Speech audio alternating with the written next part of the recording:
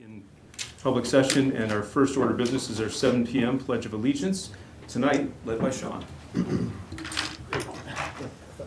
Pledge allegiance to the flag of the United States of America and to the republic for which it stands, one nation, under God, indivisible, with liberty and justice for all. Okay, we are now to our 702 item, which is the open forum. And I think there are a few open forum items online, but why don't we start with Kristen and then board members, and then we'll go to members of the audience and online. Sure. So first and foremost, I would like to thank our staff, members of the DPW, facilities, and others who just battled over 50 hours worth of work with this historically significant snowstorm that we've had in cold temperatures. We were able to keep most people off the road yesterday, but the snow kept coming. We had another burst late yesterday afternoon and into evening. And thank you to our residents for being so patient while our crews worked, because they had such long days.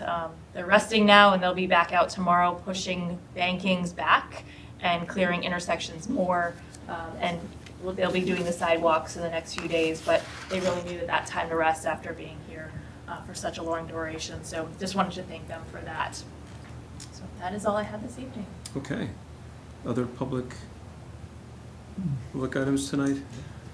My colleague Chris reminded me of a question from a resident about how our Westford police interact with ICE. I know that's an important issue, and we're all struggling with what's going on.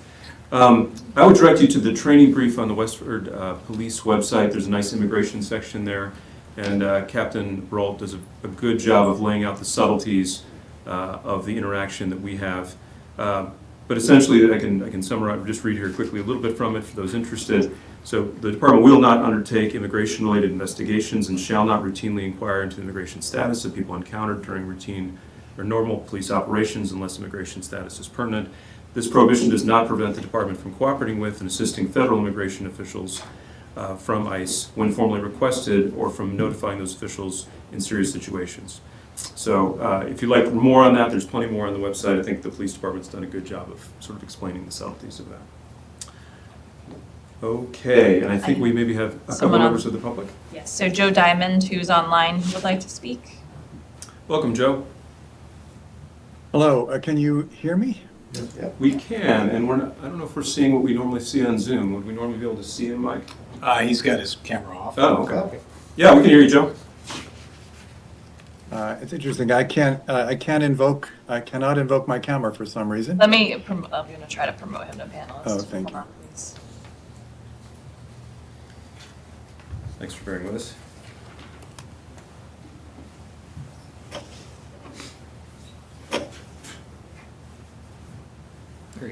There you are. Good to see you, Joe. Oh, great.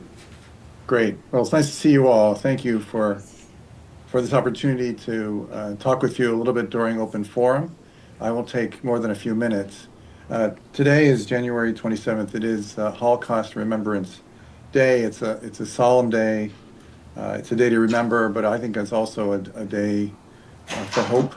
The DEI committee wanted to express its gratitude to the select board and to the school committee for a few years ago approving that this month would be Holocaust Education Month, that this day would be Holocaust Remembrance Day, and that the committees also approved a working definition of anti-Semitism.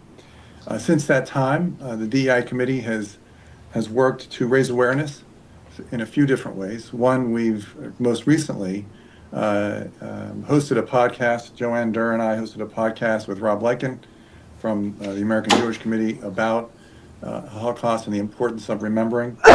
We've also met with the school and the curriculum director, the social studies curriculum director in high school, with the two students from our committee to talk about what the school system has done and is doing. And I must say, the school system has a curriculum that addresses the Holocaust, addresses intolerance, and will continue to do so. So we were pleased to be able to have a good conversation with Mr. Cannell and the students.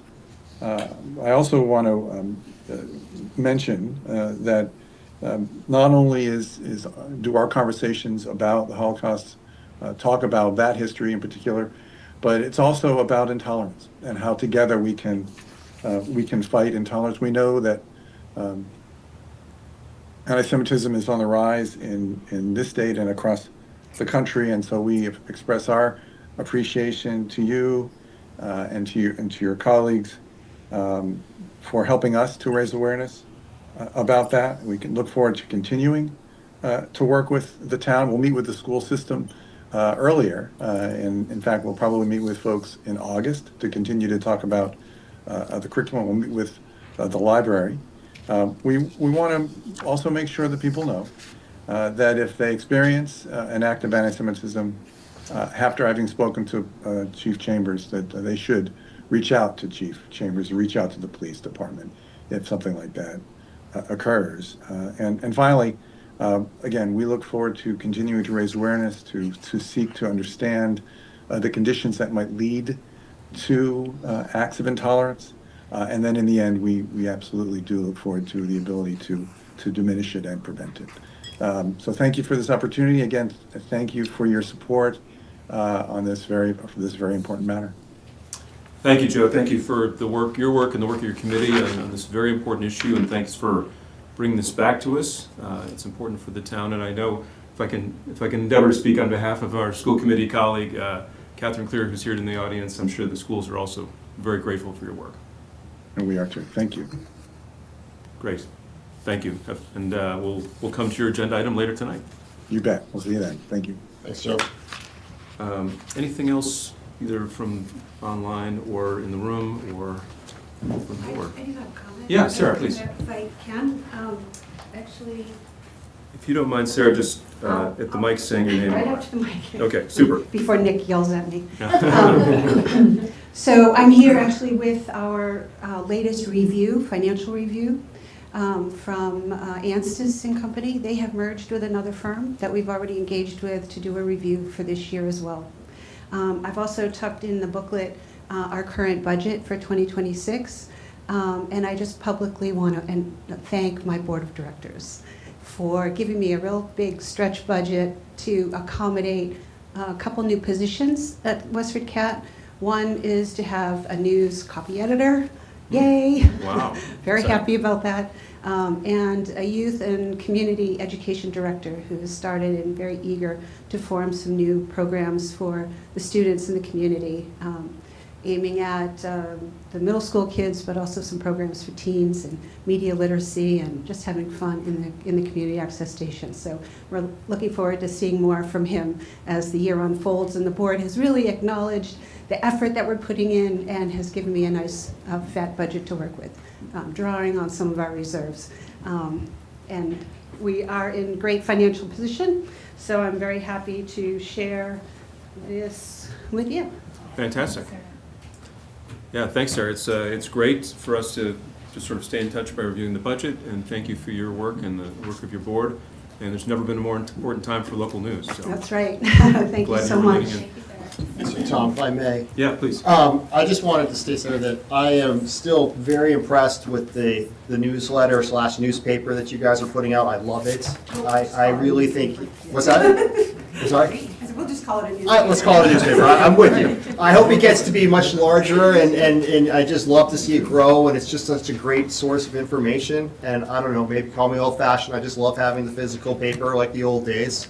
So kudos, and I hope with this new budget that you guys can expand your efforts to get that out to more people. That's one of our missions. It truly will make the average resident much more informed if they spend the time and the investment reading that. So I think it's just such a great effort on your part of your team. So thank you. Thank you very much. Thanks, Sarah. And for those that might be interested, you can go to the WestfordCAT.org website and learn more about the paper. Okay. Any other comment? Yeah, Catherine, please. Thank you. Catherine Clear, here as chair of the school committee, and I know I had reached out as well to all of you earlier, just to say, based on your agenda tonight, I see that currently we have the annual town meeting review and closing the warrant prior to our discussion on the request about potentially moving. Annual town meeting time, not necessarily and or day, maybe that's the best way to frame it. You don't necessarily need to have the discussion first before you close the warrant, but you might consider at least having the discussion before closing the warrant, so we could at least put a placeholder in there if we want to do a vote at town meeting. So I'll leave that there for now. Great, thank you. Thank you. Can I just say one more thing? I don't, Yeah, please, sir. I do have an amendment for the act that's looking at digital, print-free digital Okay, legal for the notices warrant article, yep. in the warrant. So Yep. I don't know, I don't know if there's going to be a point of discussion about that? There might be, we'll certainly talk about it tonight, so you could talk about then, if you had an amendment, what's the best process for So people to she go did through? email it in advance She of the did, okay, meeting. So I fantastic. do have a hard copy or I have a digital copy in my email. And I believe, I also have paper copies I can circulate now, if that's helpful. yeah, that's fine. Yeah, that'd be great, that'd be great. And to Catherine's point, Kristen, I guess we can take a pulse of the desire of the board after we have the warrant discussion, whether we want to actually close the warrant or go ahead and have the discussion that's on our agenda and then close the warrant. Yep, and you definitely need to close it and sign it on the 10th, but it's your decision. You could also reverse the agenda items tonight as well if you wanted to talk about one before the other, so that's. Wouldn't it make sense, Tom, to just do a switcheroo so we can talk about it first? I think what I would probably do, well, I'm open to what the board would like to do. What I was thinking we would probably do is go through the warrant as it is, and then while the warrant is still open, before we closed it. Yeah, you have can take have that item section. within. You can Within take that discussion item, but I thought we'd item probably 10 go through. within item 9. Got it. Go through what's there first. Sure. Okay, I think we're good with open forum announcements. So we're going to move to the consent agenda. I'll entertain a request to approve the following. We have the following banner requests. The event is the 2026 Annual Town Meeting. The applicant is the Town of Westford, Town Manager's Office. I wonder who those people are. The date is March 23rd through March 30th, 2026. The location is First Parish Church. Also, the 2026 Annual Town Election. The applicant is Town of Westford.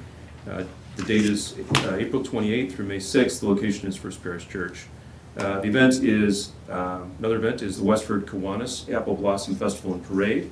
The applicant is Stephanie Eck. The time is May 7th through May 18th, 2026. Location is First Parish Church. Do I have a motion to approve? So moved. Second. All those in favor?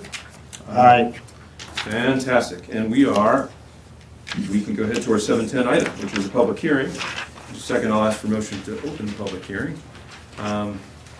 It is for liquor license conversion from wine and malt beverages to an all-alcohol license pursuant to Mass General Law 13812D for JJ's Place LLC, doing business. So why don't I go ahead and entertain a motion to open the public hearing. And let me just finish what I was reading. JJ's Place located at 223 Groton Road, and the manager is Joshua Johnson. Do I have that motion? So moved. Second? All those in favor? Aye. Okay. So we had in our packet, this looks like a fairly straightforward request, and for those that are tuning in, Mass General Law and also our Westford Town Meeting now has allowed the opportunity for people who have a wine and malt beverage license only to convert to an all-alcohol license. So this is an early one of these requests that we've approved in town meeting and has been approved as part of the legislature. Any questions from the board about this request? No. Okay, and everything looked like it was in order. Any concerns or questions? No, the clerk reviewed this very carefully as it is our first conversion request and has reviewed it with the ABCC, and all items are in order at this point in time.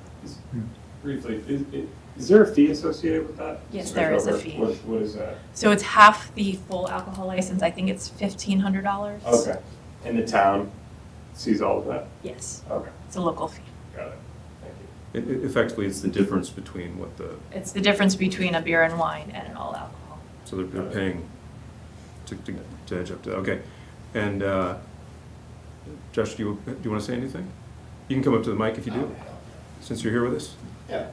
No, it's just helpful to get. If you could just introduce yourself, I'm sorry. Oh, it's okay. That's the procedure, yeah. I am Josh Johnson. I am one of the two owners of JJ's Place, and we currently have our beer and malt license, and we're excited to introduce mimosas. We've been getting some requests for further things, and I also have a lot of ideas on my own that I'm pretty excited about. I have a passion for this stuff, and I like what I feel like I can do with it.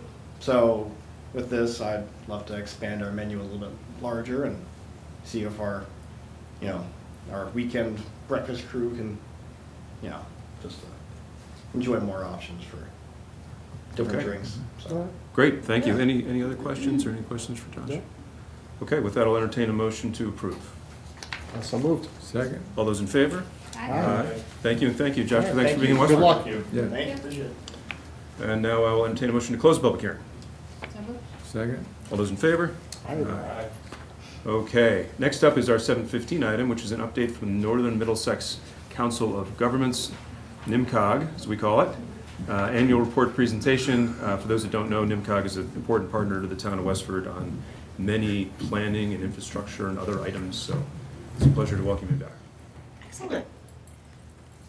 Thank you for having us. I'm Jennifer Raid. I'm the Executive Director of NIMCOG. And I am Kelly Leinema. I am the Deputy Director of NIMCOG. Good to see you. So we do have a brief presentation, if I can start there. This is based on actually the annual report that we submitted to the town that goes into your town report, but it does fill in the blanks of some of the things that are actually coming up in the future. So allow me to just sort of start. If you could move to the next slide, please. For those of you who aren't familiar with us, we're as noted, we're the regional planning agency. We're based in Lowell, and we serve the 9 communities that you see here on the map. We have been in existence since 1963. We are one of 13 regional planning agencies across the state. So every single community across the Commonwealth is a member of a regional planning district, is what it's called. And they're organized in different ways, but somewhat similarly, where we have representation by a council, and the body includes members of the select board or city council or municipal council, as well as a planning board representative, and then an alternate. And ours is governed by an 18-member council with representation from all 9 of our communities. We primarily work to increase municipal capacity, and that comes in many different shapes and forms. Everything from housing and economic development to land use planning and zoning, although also a lot of regional coordination and cooperation types of activities, including trying to foster ways that communities can work together, which is very challenging in the state of Massachusetts that we have, where everybody has their own, it's a home rule state, so it's difficult to find those incentives for people to work together. We do work directly with each community, but we also work at a regional level, working on regional plans and regional initiatives that I'm going to talk about in a moment. In this past year, we actually adopted our first strategic plan for the organization. It's a 3-year plan, and the strategic priorities that you see on the screen here are the ones that we are primarily focused on for the next 3 years, which includes making sure that we mobilize and accelerate local and regional plan attainment in all goals. And those are NIMCOG's plans that we work on, but also plans that we work on with our communities. And that we continue to lead regional collaboration, advocacy, and engagement. And what that means is that oftentimes we work across the entire region to advocate for things that are important to all of our communities. For example, we recently submitted comments to the Greater Lowell delegation regarding the need for increased municipal finance and different ways of looking at the challenges that all of our communities across the Commonwealth are facing, in the spirit of also acknowledging the importance of the MMA's recent publication related to various challenges that communities are facing, but also proposed recommendations.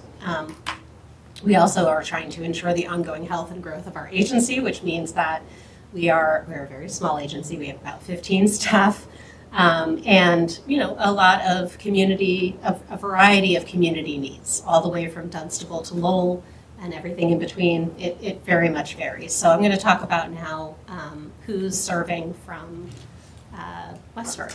So Sean Kelly has been representing the select board. Sean also recently joined our finance committee because we actually adopted brand new NIMCOG bylaws this year as well. After we adopted our strategic plan, we redid the NIMCOG bylaws, which opened up service opportunities for people on the council to serve in varying other committees and roles. And so Sean has stepped up into that role. Joan Croteau is the representative from the planning board, and Jim Silva serves as our alternate. So now what we wanted to do is with Kelly, she is going to walk us through what we've been doing in Westford as well as what we're doing regionally. And then I'll share with you what we're going to be doing next. All right, thank you. So I'm not going to go into every one of these projects, but do want to highlight a few things. Over the past year in 2025, we assisted with sustainability support services, and this includes your waste reduction program. So we've been working very closely with your staff on how to develop a program and implement that for waste reduction, and then assist with your green communities reporting, which is something we do for a number of our communities. We started and will be completing this year your next open space and recreation plan, so that work is ongoing. And we have, as in 2024, we assisted with some aspects of your MBTA communities zoning overlay, and so we've offered to remain on hand for any technical assistance that's needed as you prepare for any future potential amendments at town meeting related to MBTA communities. And then also last year, we worked with your excellent staff and your planning board on the development of a 3-tiered site plan review.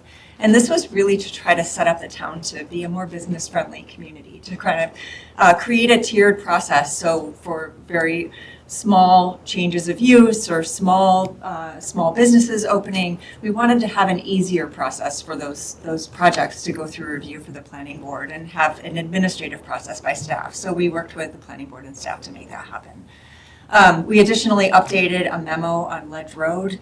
The quarries that are on Ledge Road, we have new traffic counts and new traffic data, which we collect on an annual basis. And so we updated that memo. I believe that was delivered to you probably late summer of this year. And then finally, just wanted to touch on, as you all probably experience on a regular basis, Boston Road is now under construction. That project is funded through the Northern Middlesex Metropolitan Planning Organization, which we serve as staff to. And the project really originated from a study that NIMCOG does. We do these studies regularly for our communities to try to understand what kind of improvements could be made. And then thanks to your excellent staff, having that project move forward into design and now into construction, that's the kind of work we like to do, which is collaborating with your staff and advancing projects so that they can be funded through the state and federal highway. And we're doing the same as looking at Route 110 and Powers Road, which is incredibly important as it relates to some of the new development that you're seeing along Powers Road. We can go to the next slide. From a regional perspective, we do a lot of intermunicipal collaboration. So advancing the Northern Middlesex Stormwater Collaborative.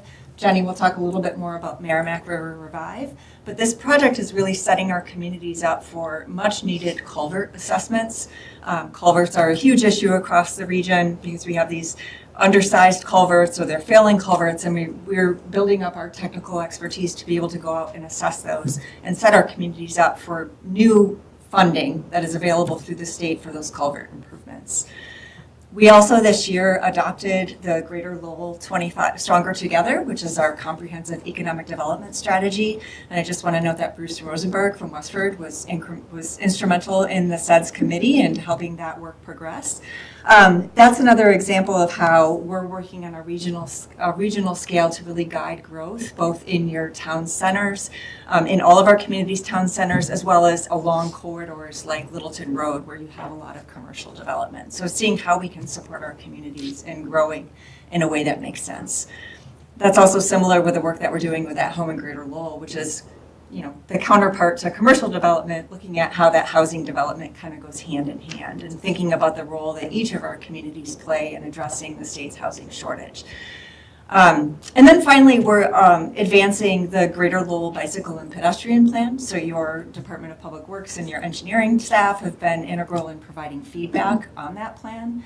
And that will result in a region-wide network for bicycling and local networks for pedestrian activity to try to encourage some of that mode shift from single occupancy vehicles to taking occasional trips by bike and walking. We don't expect that everyone's going to take a bike everywhere, but we're trying to identify ways that we can prioritize improvements and possibly get those funded through our Metropolitan Planning Organization so that our communities have more versatile infrastructure that can serve not just people driving, but people who are getting around in other means.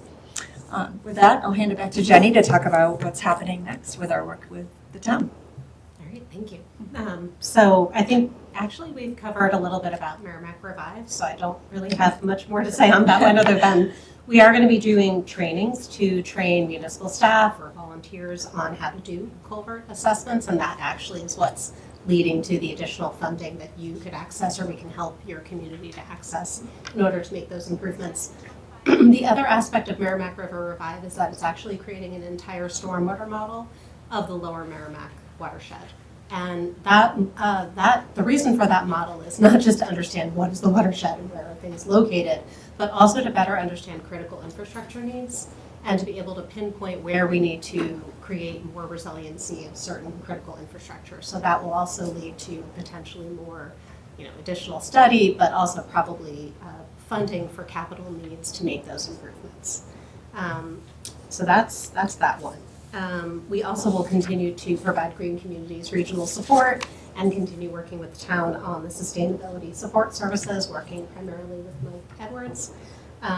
We'll continue working on your open space and recreation plan, which we started last year, and we're very excited to continue working on that, which is called, I think, Where Westford Plays. We're also going to be kicking off, and already, seems like it's hard to believe, but an update to your housing production plan. I think that when I first started working for NIMCOG, we had just completed your housing production plan. So we'll continue working on those particular projects for you.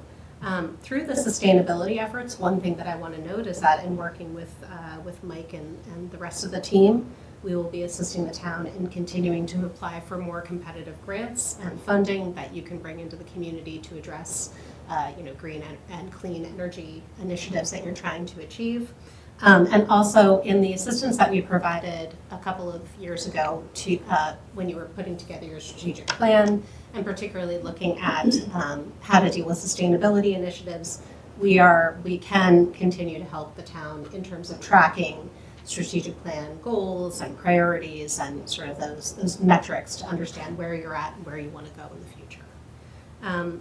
Additionally, at home in Greater Lowell, the regional housing strategy is going to have a second phase, which we're in right now. And for that phase, it's looking at sort of the tools and techniques that might work to achieve housing growth and housing preservation throughout the Greater Lowell region. So we'll probably be talking with you again about that in the near future. And then the last thing, it says managed growth strategy. What that is actually in connection with the Executive Office of Energy and Environmental Affairs at the state level. NIMCOG, as well as the other regional planning agencies, are engaged in helping the state to do the Massachusetts Integrated Land Use Strategy, which is a statewide effort to bring together many secretariats and to understand the sort of sometimes competing priorities of preservation, open space protection, housing growth, and clean energy. And so by working on that, ultimately it will become a managed growth strategy for the Greater Lowell region. There will soon be opportunities for you all to engage in an open house setting with other communities across the region to better understand that project and the forthcoming products that the state is planning to issue in support of it. So I think that the next slide is thank you, and we will take any questions. Great. Well, first, thank you for all your support and all the different programs, all the ways you touch the town's work. So appreciate that. And maybe I'll invite Sean as our rep if you have any either additional thanks or comments, things we should be directing your attention to. Yeah, so before I joined this board, I probably seen NIMCOG at a few town meetings periodically, but until you get involved in government, you don't see how much of an impact they actually have on the town. They're integral, they're kind of a silent partner that help Westford a lot behind the scenes. Jenny, I believe you named a bunch of them, but again, things that are very forefront in our thinking as a town, and our citizens are constantly thinking about the ADU bylaws just recently, pay-as-you-throw, more energy grants coming, and obviously Boston Road. So these are huge projects which are impacting us day to day, and NIMCOG has been a silent partner in help getting us to where we need to be. So very appreciative of that. NIMCOG's in very capable hands. Jenny and Kelly do a fantastic job. And it's a big group of a lot of elected town officials, so you can imagine there's a lot of strong personalities in that room. So but they make it work. So thank you. Thank you. Great, thank you. Other questions from the board or questions from the board? Yeah, Chris. So, again, I am always in awe with the amount of work that you provide Westford and the surrounding communities. Phenomenal. I know our staff are always raving about the positive interactions that they have with you and your group and just how much help you provide. So kudos there. On the list of projects that you had, you have the Greater Lowell Bicycle and Pedestrian Plan. And I think that's, I've read a little bit about it. I think it's awesome. Funding for bicycle and pedestrian improvement is such a challenge for not just Westford, I'm sure all the communities. And it looks like you are attempting to address that with this new TIP funding program. So you say in this document, small bicycle and pedestrian infrastructure program. The small is jumping out at me. So what does that really mean? It's relative, right? Okay. So when we look at construction projects like Boston Road, we're looking at a $10 to $15 million project. Yeah. When we're looking at how the program in question that you're talking about, which is funding through the TIP, the Transportation Improvement Program, we're piloting two different programs, and we're working on that in our next TIP funding cycle. So the two programs, one is to help our communities fund design, because the cost of getting a project to 100% design, to 25% design and 100% design so that it can actually get on the TIP, that's a huge hurdle for a lot of our communities, and your Chapter 90 money only goes so far, right? And so we're creating that program so that we can try to help our communities get to 100% design, and they would only have to put in a 20% match to get to that instead of paying for all of it themselves. The other program is setting aside funding through CMAQ, and it's an air quality funding source that's available through the federal government and the state for bicycle and pedestrian improvements. And we're developing that right now. It could be as little as a mile of sidewalk. It could be helping our communities do additional striping or protected bike lanes. And those would be one-off improvements. So instead of having to resurface an entire road, you could get the funding to just do just kind of a separate right-of-way design. And so you would be able to make those improvements without having to go through an entire TIP funding cycle process. So it's small because we're talking about projects that might only cost, $500,000 instead of $15 million. Right. Okay. Yeah. Thank you for that clarity. And so when do you expect that communities might be able to take advantage of this new stuff? We're hoping to. So the design, we're hoping to pilot that in the next couple of months, and so we're working with engineers in each of our communities to identify which projects might be eligible for that. We have a long list of pedestrian improvement projects. Yes, yeah. We should be able to help you out there. Yeah.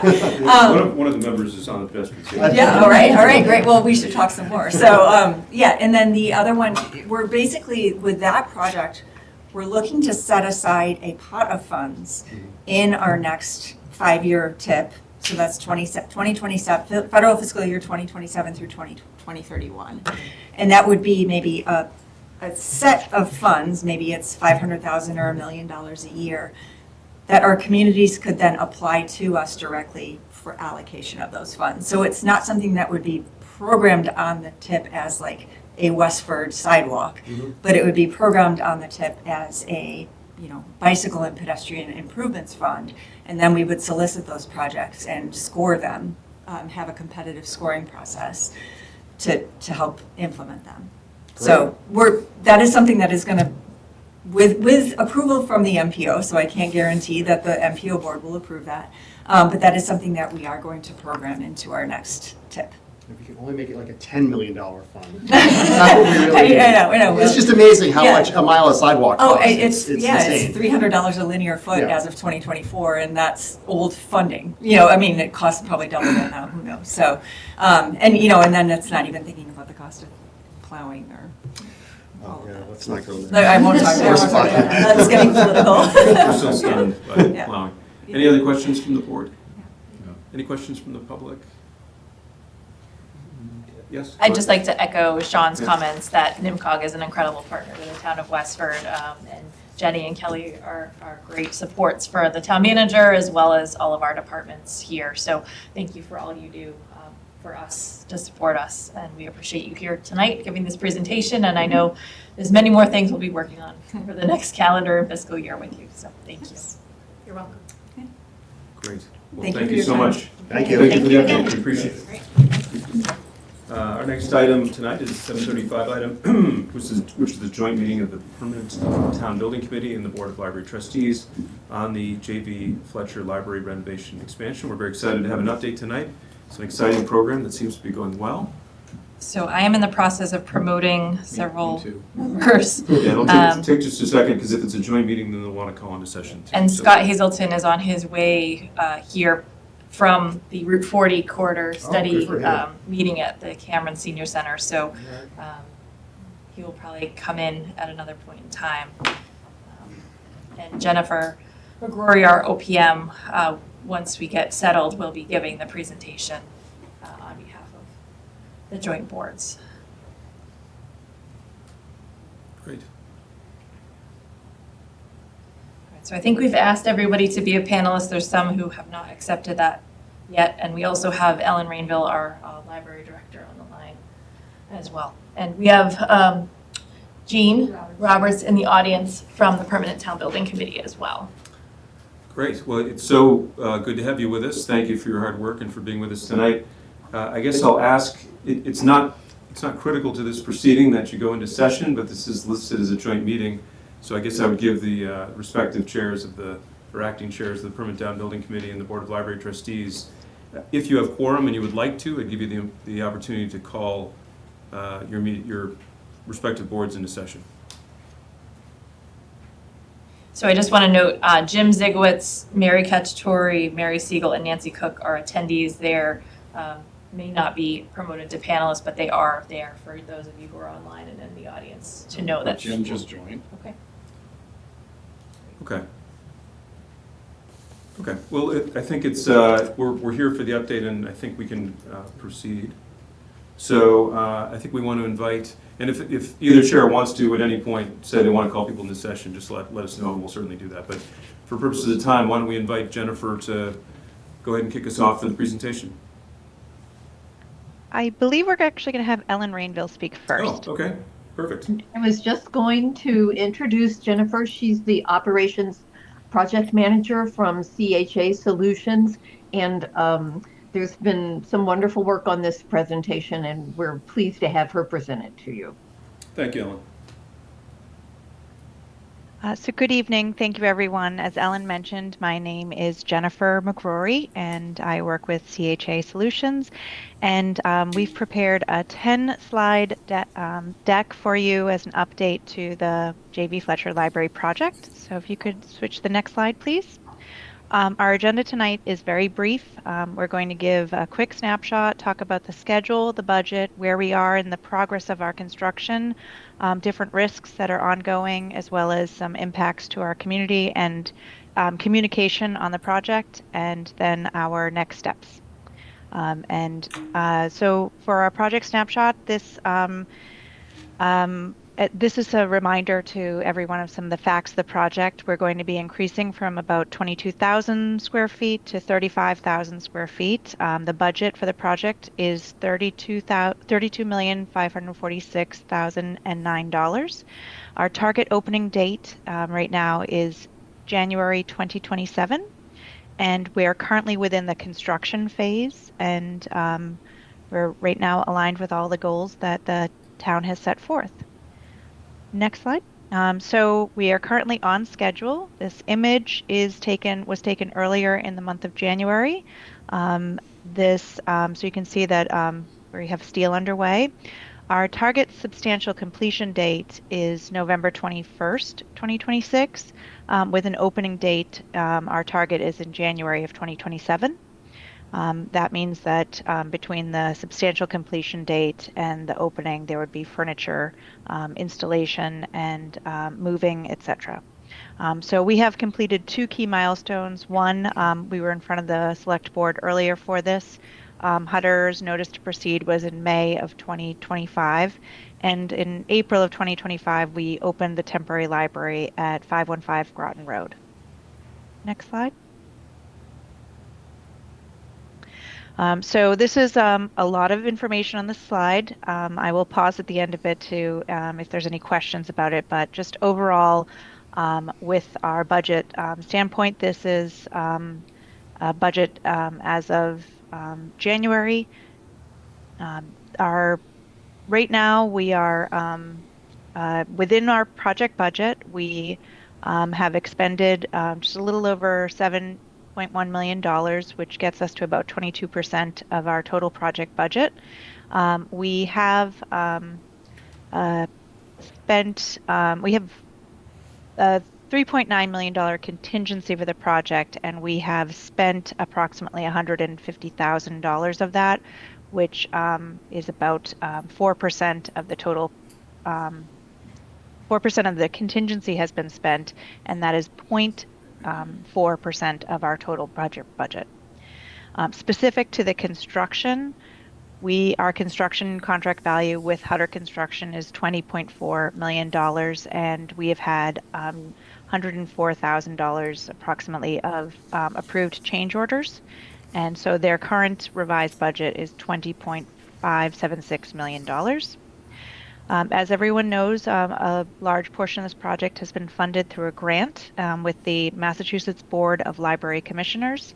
That grant has offset the project of $8.6 million, and then we have some other grants and project offsets, which Ellen is going to speak to in more detail at the end of this, and those total $1.5 million. So the remainder of the project budget, which is the Westford taxpayer amount, is $22.3 million.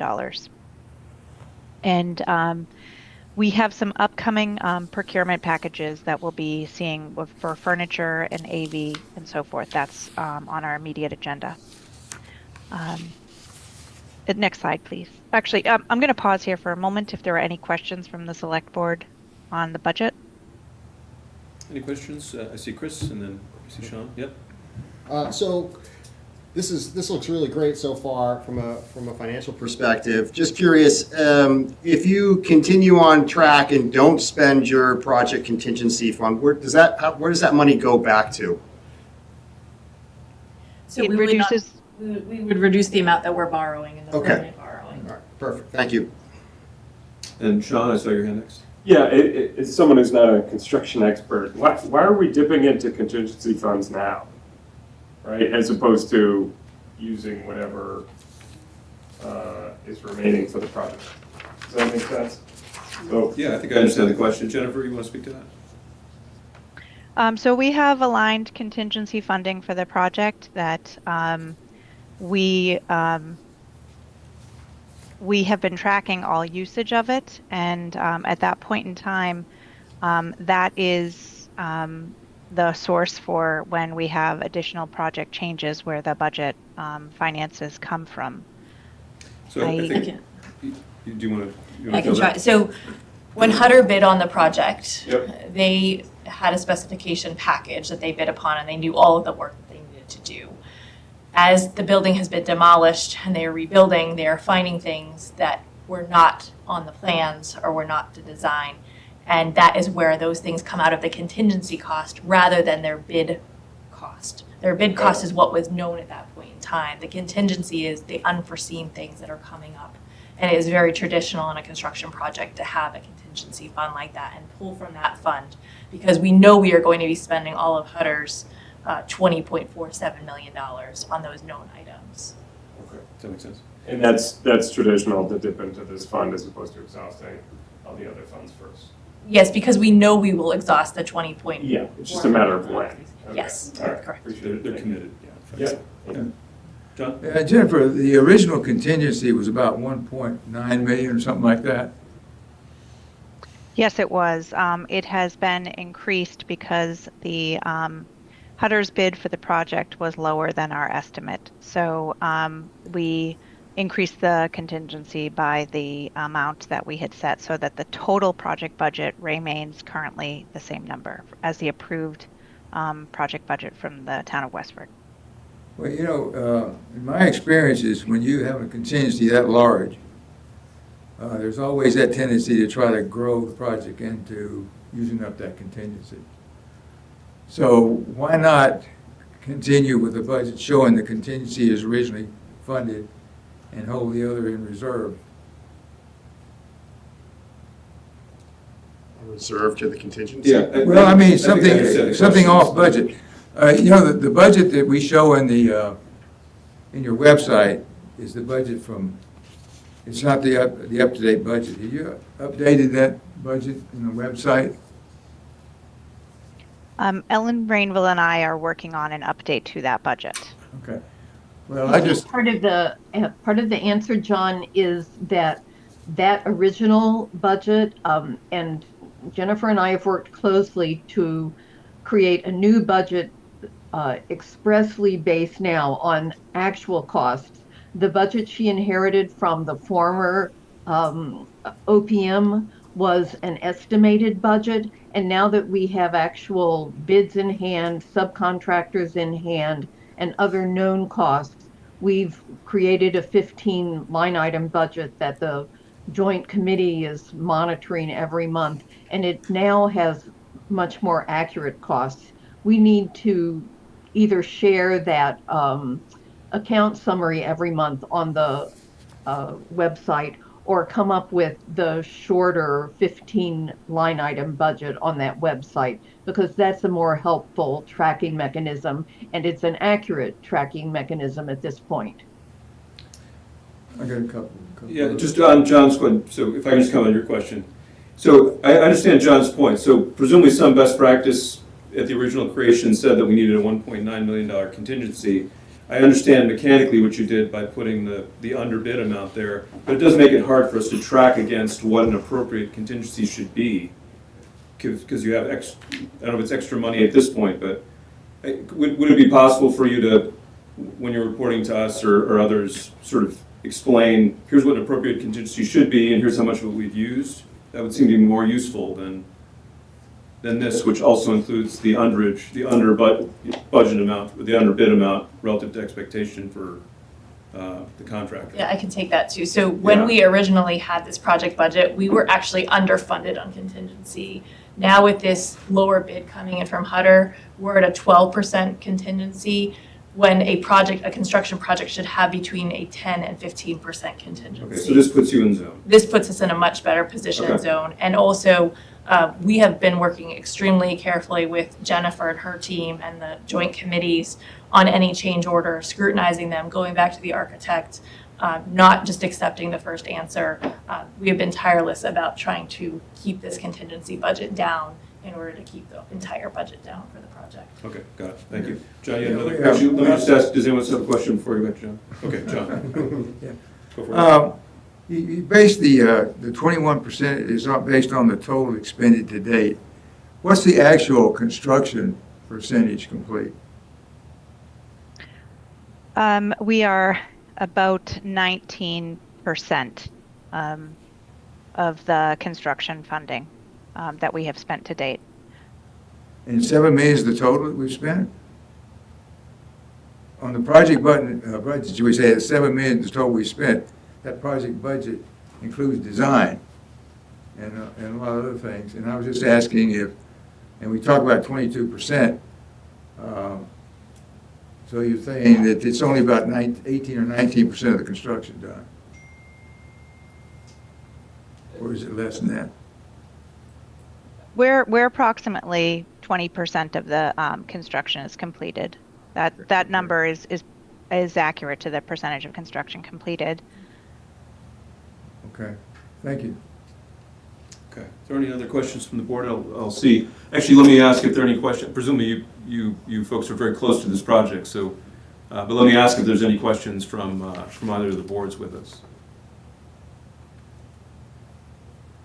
Okay, I would guess that you're extremely well informed.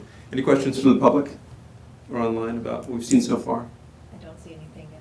No, I think they have a few more slides to go. Okay, great. Thank you, Jennifer. Let's jump back in. So this is a slide describing the progress of construction. I apologize if I get into some technical terms here, and please ask me questions about them. This is another photograph showing the progress from early January.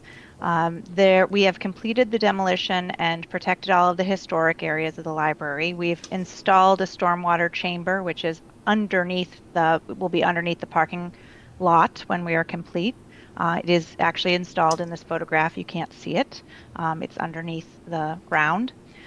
So as you can see from this photograph, steel erection and concrete are underway, and we have completed the CMU or concrete masonry unit enclosures for a stair and the elevator shafts. We've been in the electrical, mechanical, and plumbing layout are all underway, and you'll see in a later photo of this, the mock-up of the exterior envelope is in progress.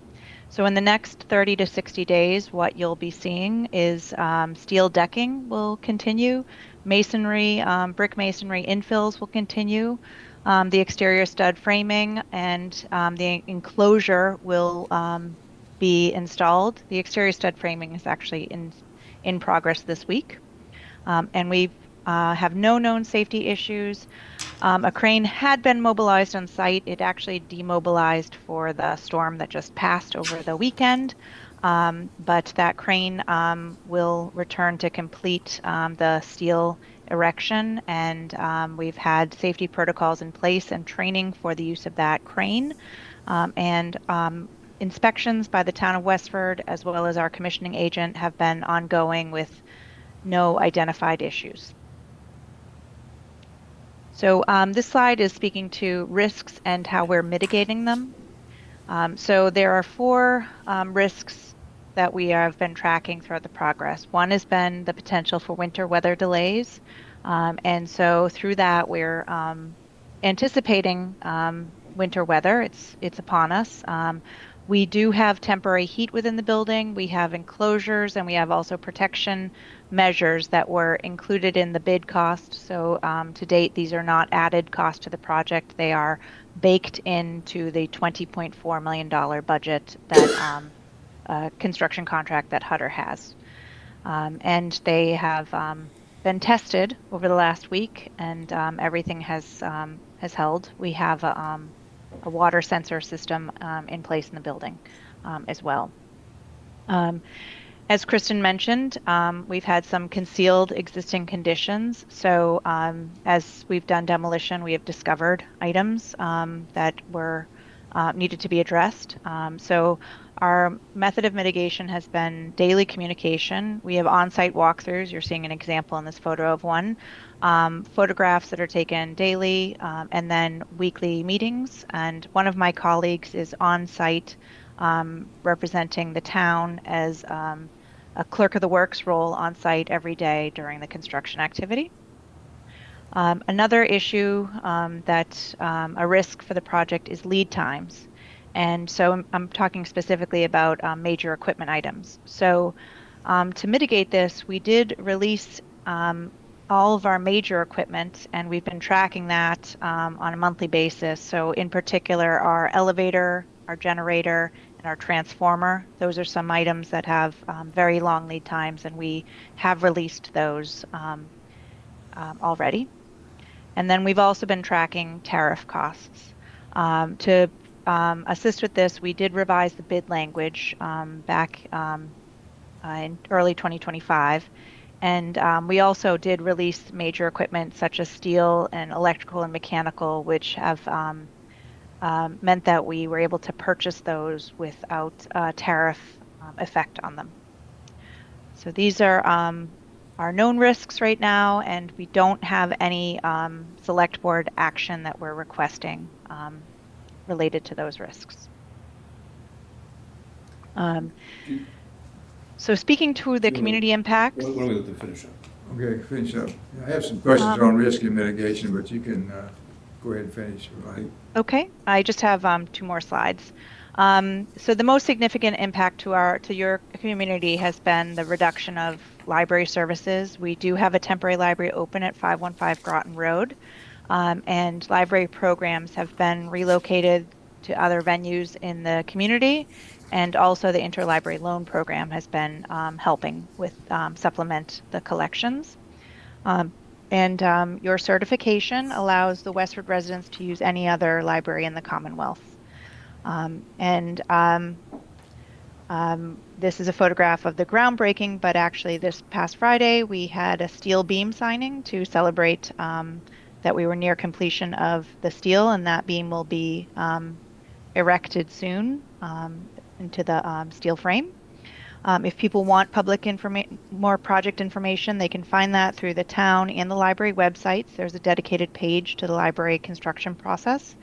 And then also WestfordCAT has information, including recordings, and we also have the monthly building committee meeting and minutes that are available, recorded on WestfordCAT. For our next steps, as I mentioned, we're on schedule. We're tracking our budget, including our contingencies, and they're continuing to fundraise for the project to lessen the impact to the Westford taxpayers. Construction will continue, and we are expecting to procure some of the town's directly procured materials in the next 60 days, as I've mentioned, furniture and security and AV items. And we also continue with our grant compliance. As I mentioned, work to enclose the building has begun this month, and we're not requesting any select board action at this time. And the last slide is just a little bit of a historical photo, including and then a photo of where we are, and you can start to see a little bit of that original, the original building in that photograph, and the addition, you can start to see the steel framing in the back of the new addition. Great, So thanks, Jennifer. Very exciting. And I think we had a couple other questions. Any other questions? Yeah, John? Jennifer, going to risk and mitigations, sometimes weather delay, you have the usual weather you expect and then the weather that you actually experience. Is there any indication that the weather we would experience is unusual and it might lead to some kind of a contractor claim for weather delay? Your contract did include the requirement of winter conditions mitigation, but that doesn't preclude from significant. And so I think if people remember 2015, there were a lot of weather delays claims that happened in that year because the weather issues were significant. We currently have not experienced that, but we are still early within the winter months. We're in January still. So we track this, and we review the schedule on a weekly basis with Hutter. We cannot predict the future, especially with the weather, but we'll just continue to track that we track their schedule on a 3-week look ahead to see the immediate activities and how they're affected, and then also the long-term schedule.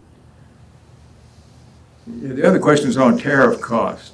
Do you think, are there any surprises out there as far as these tariffs? Is there any predictability to this as far as critical materials and things like that?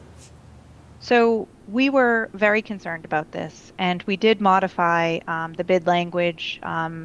We were putting this project out to bid in March and April of 2025, when tariffs were in the news on a daily basis.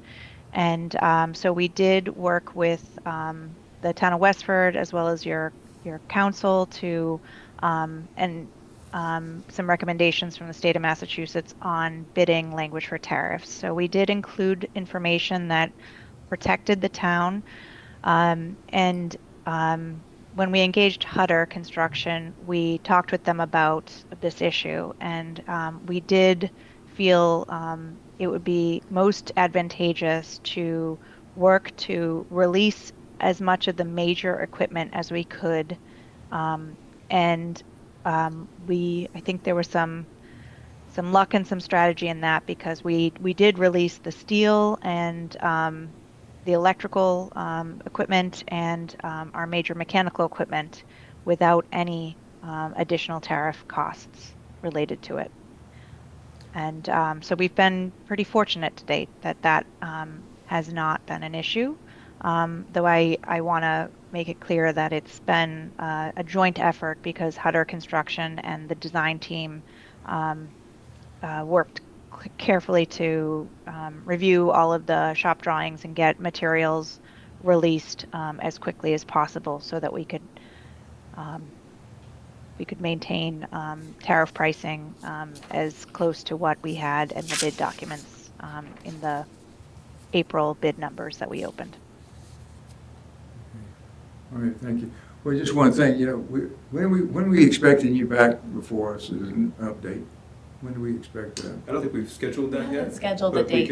we can put our heads together and figure out. So we're about a year from opening, so. My concerns in general are, you know, change order control, scope control, and not obligating or getting to a point where we're almost over obligated and we haven't been able to do anything with it. In other words, I think we need to monitor this thing maybe a little bit more closely, at least have some kind of informal report that says how we're doing.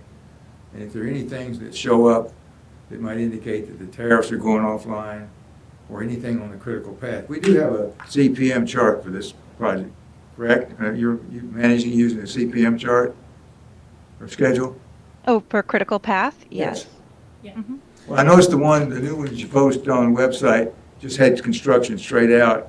I'd be interested in seeing what the critical path is and maybe a little bit more detailed chart or more detailed schedule. Would that be possible? We do have a more detailed schedule. The one that is on the website we are showing a simplified version because Right. we, I we understand just- why. yeah. Yeah, it might be too big. Okay. Yeah, let's. I mean, certainly, John, if you'd like to see that, there's it's a public document. There's no reason not to do it. Why don't we think a little bit about, because this group's time is really valuable. Why don't we think about a good way to, if there is an emergent condition like you're talking about, that we make sure that we're adequately informed, because it is under our responsibility. So let me think a little bit about the way we can both make sure that if something does happen, they're going to be aware of it. They can inform us, so we're well informed, and we can also think about when an appropriate next time for a check-in might be. Right. And the joint committees meet at least once a month, so if something is on their agenda that's critical, I'm happy to invite the select board to that or have a special update to you. I got one more question for Jennifer. Sure. In dealing with the town, where do you get your daily instructions or daily contact or daily, who do you report to? Primarily, I am speaking on a daily basis between Kristen Lass, Mike Edwards, and Ellen Rainville as the three primary people within the town. So you don't have that much contact with Permanent Town Building Committee? I guess, John, can we rein this in? What Yeah, are you doing here? Yeah. I understand you've got some concerns about oversight. We've talked about it a bunch of times. I think, at least I'm pretty comfortable with the Permanent Town Building Committee's involvement information. So if you have any other specific thing you're interested in? Well, my only concern is that you've got about a 15-person committee, and just one Permanent Town Building Committee is supposed to manage and oversee this for the select board in collaboration with the library trustees. Yeah. And that hasn't been quite materialized in that relationship. I think it's been just not quite there. Yeah. So I'm fine. Okay. Let's move on. Okay. Good enough. Any other questions from the board first for these committees? Yep, Chris? You probably covered this in a previous update or design. Just please refresh my memory. With the expansion of the footprint, of the building going back, what's the plan for parking? We have, the parking area will remain generally where it is. It's in the back of the building or the north side of the building. And so primarily people will enter at that north entry point like they have. and we have 60 odd spaces in the north side of the building. This diagram here shows the parking area. So Right. you'll still enter the drive as you did previously. Yeah, so my question is, I don't know what the total number of spaces were prior to the construction starting. How many spaces, I guess, did we lose? Any? No, I don't think there was any loss of spaces. So we're not touching parking at all? The planning board reviewed it under site plan review. I just curious. So if the answer is none, that's great. Yeah, I don't believe there's any loss of parking. perfect. Thank you. We can get you the exact count. No, no, that's, I just, just looking at that diagram, I just didn't know if we knocked off 20 spaces and where are people going to park if we don't have that 20 spaces? Are we pushing back? I just didn't remember, so. Yeah, no, I mean, I appreciate it too, just since we're not on top of this, if you can Yep, we'll get let the us number know. of I think spaces. the public cares about that, so thanks, Chris, for the question. Thanks, Kristen, for looking into it. Any other questions? Okay, any other questions from either the boards that are with us or the public? Or anything online? I don't see anything online. Okay. Well, let me thank you for the very hard work that we know that you're doing on this. We're very appreciative. It's a very exciting project for the town. Big undertaking, but this is the kind of generational kind of contribution to the town. In 100 years, people will be coming and reading their kids in this building that you're helping us create. So thank you for your work. And I don't think we went into session, so I don't think there's any need for these committees to adjourn. So we'll thank you. Thank you, everyone. Thank you. Thank Have a great night. Okay, next up is our 7:55, our annual town meeting. And we'll invite our moderator to come up and join us, I think, for this. So we're going to review the warrant articles, set the order, and close the warrant. And as discussed before we close the warrant, we'll go ahead and chat about the next agenda item before we move to close. So Mike Edwards is bringing up the warrant that was in your packet. The one thing I did want to bring to your attention is in your email, but is not in the packet yet, is we did receive one citizen petition today before the 2 p.m. deadline, and so that will be included in the warrant. Madam Moderator met with our internal team today to review the articles as they stand now and the order that they're in now. We do have some recommended changes to the order, but we're happy to go through each article with you today so you understand a little bit about it, knowing that the Finance Committee will have their recommendations, you'll have your recommendations. We are preparing the motions as well as we speak. So we do have a bit more to go to get to our Saturday, March 28th, 2026 town meeting at Westford Academy. So however the board desires to go through this, we're happy to. Kristen, why don't we go through the mechanics question? So if we put something on the, if we add an article to the warrant and then we either close the warrant tonight or close it, we have to close it by our next meeting. Yes, that's correct. So if we did that and then subsequently, for whatever reason, either we decided not to pursue a warrant or the people who petitioned decided not to pursue a warrant, at what point can you remove a warrant from the discussion? So after the warrant is signed, which is February 10th, you may not remove anything. Then on the town meeting floor, someone would request to decline the article.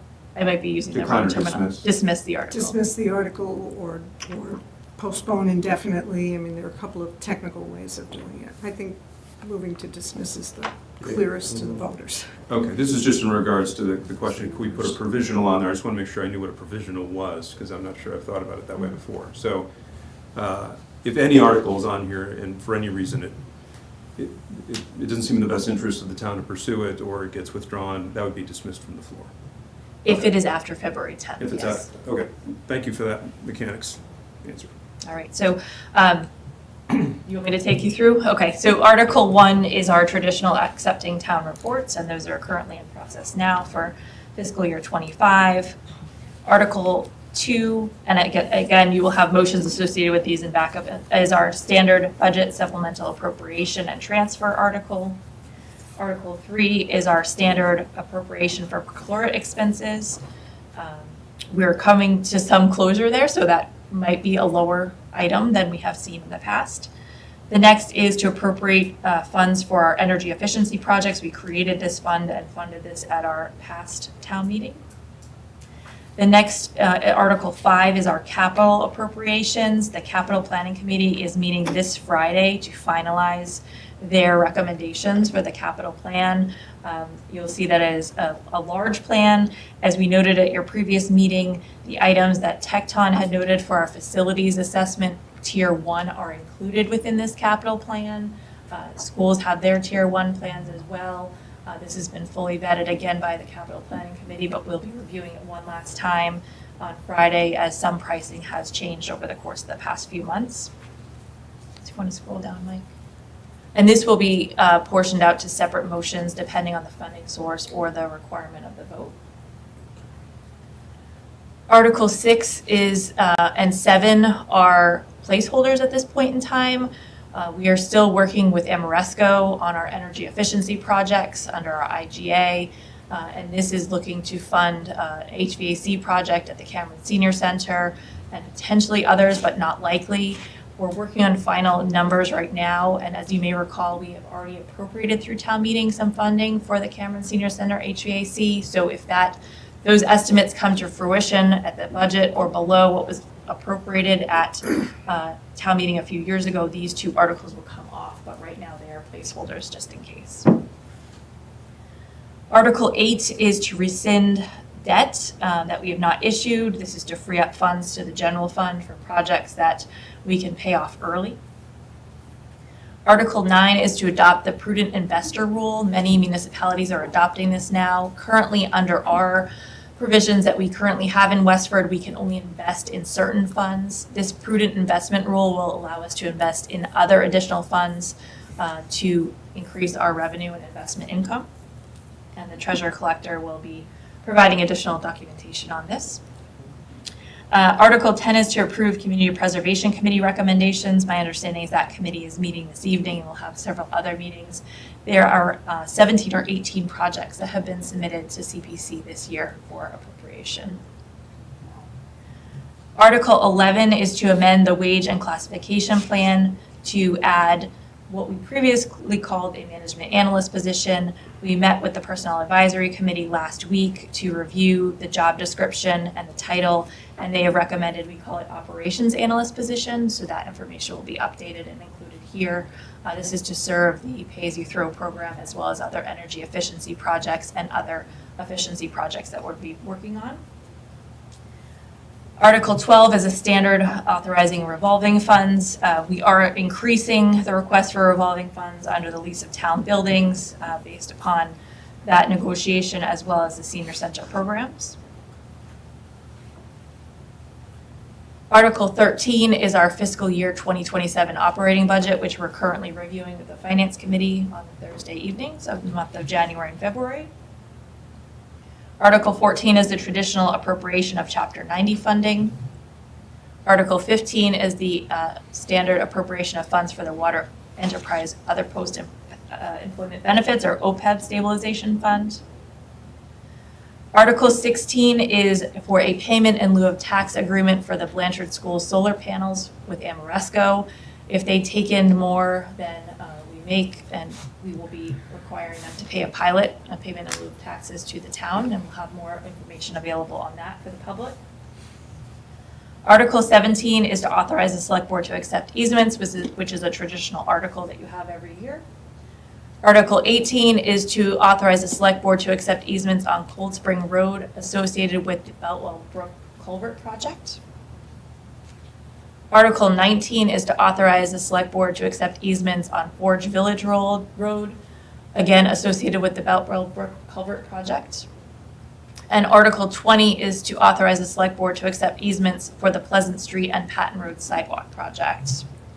And finally, Article 21 is to authorize the select board to grant an easement to National Grid for the J.B. Fletcher Library project for a transformer that they will have on the property associated with that construction project. Article 22 is an article that we have discovered other municipalities are setting forth to petition to the legislature to change our legal notice requirements to an all digital method on our website. Currently, we are required to post our legal notices for planning board, zoning board, conservation public hearings, some of your select board public hearings, and others in the newspaper of local record, which is currently the Lowell Sun, and it is quite costly. We've been talking about this in finance committee meetings, that we spend over $20,000 a year on legal ads. It could be growing based upon that cost. I know that Sarah Fletcher from WCAT also has provided a recommendation for this article. We have not had a chance to review that at this point in time, but we can discuss that. And then Article 23, you had discussed with the Clean Energy and Sustainability Committee to adopt the Specialized Energy Code. In speaking with the moderator and staff this morning, we're proposing to move this article towards the top of the agenda, close to Article 4, which it deals with our energy fund. So you'd likely see that as a recommendation for placing that order here. And then finally, there is the citizen, before we get to that, there's a proposal from the police chief to authorize the prohibition of cryptocurrency machines, also known as Bitcoin, within the town of Westford, which he strongly recommends. And then the last is the citizens petition that came in today to request that the select board revert from the pay-as-you-throw program. And I provided you with that language earlier in an email. It is not in the packet at this point in time. So at this point, I'll open it up to any general questions. If the moderator would like to speak on anything as well, happy to do that. Well, very interested hearing from the moderator. So is this the order, or is there a subsequent change to the order that you want to propose? Well, I am actually proposed, since there are a couple of energy articles on here, it seems to me that it makes most sense to group them together so that people who have an interest in those will be there and don't have to wait until different times in the meeting. And so that would be Article 4, 5, and 6, if they're on there. I'm sorry, 4, 6, and 7, and 23. It also occurs to me as you were going through it, Kristen, that 16, the Blanchard School might go in with those as well, because that's also an energy article. Okay, so, and that's the heart of the reordering that you would propose? Yes, that there wasn't Okay. anything else. Okay, let's go to the, any questions about the articles that people might have. We will definitely get to the timing of annual town meeting question, but before we do that, anything on these items? People have questions? Just for members of the public, so there'll be a lot more discussion about what these are and what they mean, and we'll be better educated. We'll ultimately vote on these and take a position. So this is just not really the beginning, but an early step in this process as we approach town meeting. Yeah, Chris? Right, so to Sarah's suggestions for Article 22, how do we see that moving forward? Do we, say this is the warrant as is, or are we locking ourselves out of making these changes at a future date? How do you? So you're not limited to making changes to the actual warrant articles. You would be limited to that by February 10th. Mm-hmm. So we just received this today. I want to review it with my staff and town council to understand that, and also discuss with Sarah and her team the reasoning for recommending it. I think I understand the reasoning, but I want to have that formal conversation. There is a placeholder on the warrant to change our legal notice requirements. So it's just how the language is flushed out between now and February. We'll say February 8th to be safe. And of course, it could also be amended on the floor. Correct. Right. A couple paths it could take. But, Sure, but we're not locked in today. Right, and we also, I think, want to stay away from doing amendments if we can, because that just confuses people, but. Right. Okay. Thanks, Chris. Sean? Two things. Angela, do we not normally list the community preservation funds? Yeah, they're just not in here yet. Okay. They're meeting. Because they're meeting, they were finalizing it They'll be- tonight. Okay, They'll all right, definitely all right, be thank in you. here. Okay, appreciate it. And even the capital article, a lot of these articles are going to look a little different by the time we get Sure. them finalized. The Yeah. capital article will be separated into different groups, so Right. it can be all one big list like this. I just think it's worth knowing that there's been a lot of discussion about a particular line item within the community preservation funds, right? Yeah, they'll So- definitely be listed, Okay. and I'll go through them one by one and ask Flag if them. anybody wants to Okay. pull one out. Great, thank you. And then second question, which just escaped me, so. We'll maybe come back to me. come back, yeah. We'll Thank come you. back. Yeah, Chris. So on Article 5, this is a long list, right? And I know we've, in the past, split it up, and it gets very confusing. Any thoughts on how we can make it a little bit more easy for people to understand? Well, I think in the past, we've pulled out things that had different funding sources. Yeah, And of course. that makes it a lot clearer, I think, because you can vote on each group of items that are funded by a separate source together. And I think once we do that, this is going to be a lot more manageable. It looked scary to me too. Right. But it's not the final way it's going to look. Am I right, Kristen? That's correct. It will look a lot different. This is the bulk of everything that had been submitted and reviewed by the capital planning committee. So Where's the 24 million for the roof? we're not doing We're that. not going to do that, Nope. okay. Good. Not this year. Not right Not now. this- Not right now. We- Not this town meeting. Okay. Other questions about this? In fact, all we're doing is saying there will be a capital item tonight. Yeah, I'm sorry. So I guess we should probably talk about the citizens petition. So historically, I believe those go at the end? Yes. Is that what your intent is? I think we've made that clearly a policy in the last several years, that a citizens petition always goes at the end, and it's not given any positive or negative input from the town, because it is a citizens petition. And I think that's the right way to do it, so that people can address it at the meeting. I did get a question whether it is an actual policy or it's just sort of our standard practice. I didn't know if anybody knows the answer to that. I wasn't aware of it Well, being it's a been my policy. policy. That's okay. It's written down right here. That's maybe all that matters at this point, so that's fine. Okay. Yeah, it's certainly been our practice. Okay, other questions for that before we move to the proposal from our sister board, the school committee? So can I just clarify, if Yep. you agree, I think it makes sense to leave 4 as is, move 23 to 5, then we have 6 and 7 as is, and then move 16 to 8. Does that make sense? We talked about it earlier, so I Okay, think, no, yeah. Con- And we'll Conceptually, run it's through sort it. of the grouping of the energy-related things, and you just Yeah. call them out. I mean, I just think otherwise people will be repeating what they're saying, and I think it makes more sense to have them all together than to have some at the beginning of the day, some at the end of the day, some at the middle of the day. Yeah, I certainly see the argument for sort of informationally grouping them for clarity. What's the sense of the board? No, I think that makes sense. Yeah, it makes sense. Okay, I think we're in consensus, so Great. that makes sense. Okay, so we have a request from the school committee to contemplate changing the timing for annual town meeting. That actually is it's a bylaw change, is that right? That is correct. Bylaw It's a change, so general what would happen is it has to be voted on town meeting, and then be the subsequent cycle that the change would take effect. So in effect, what they're requesting is that we bring it to this town meeting so that it could take effect in the next town meeting. And there's some reasons put forward in the correspondence, and we may invite Catherine to if it's your interest, if it's the will of the board, to restate some of those questions.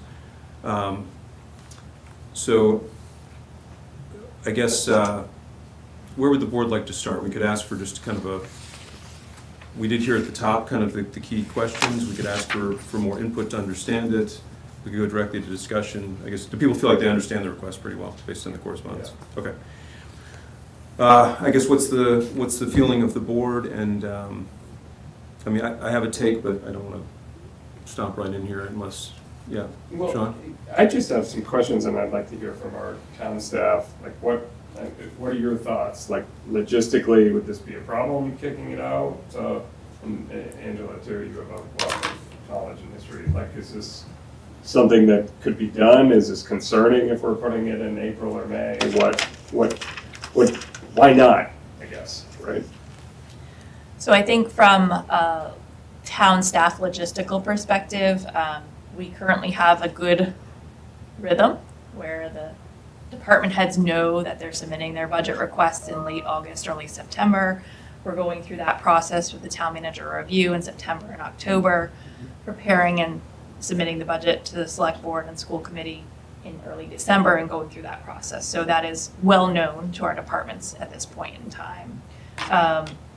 I think if we were to move the annual town meeting to a April or May date, the town clerk is also going through the town election process at that point in time. So it may put an undue burden on the town clerk during that period of time, where now they have the February, March time to get ready for town meeting and enact town meeting.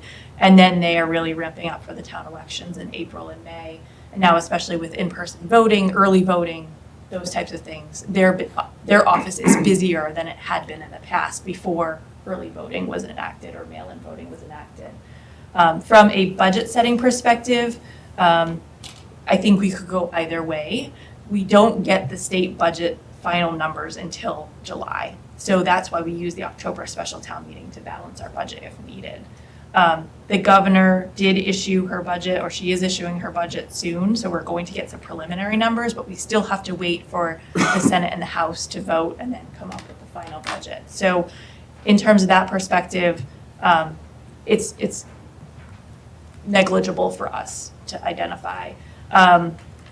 There is a process where our departments are budgeting with only knowing what they've spent for 2 or 3 months in the previous fiscal year and trying to project forward. So there may be a benefit of shifting slightly, but having our budget prepared and issued to the select board before the Christmas and Hanukkah holidays is generally a relief to most of our department heads, that they can actually enjoy that period of time, go off, enjoy their holiday, and then we start the budget hearings. So I don't see any huge deal breakers or huge benefits either way. Those are just some of my observations from my 3 years here. And by way of history, so for many years we did it in May.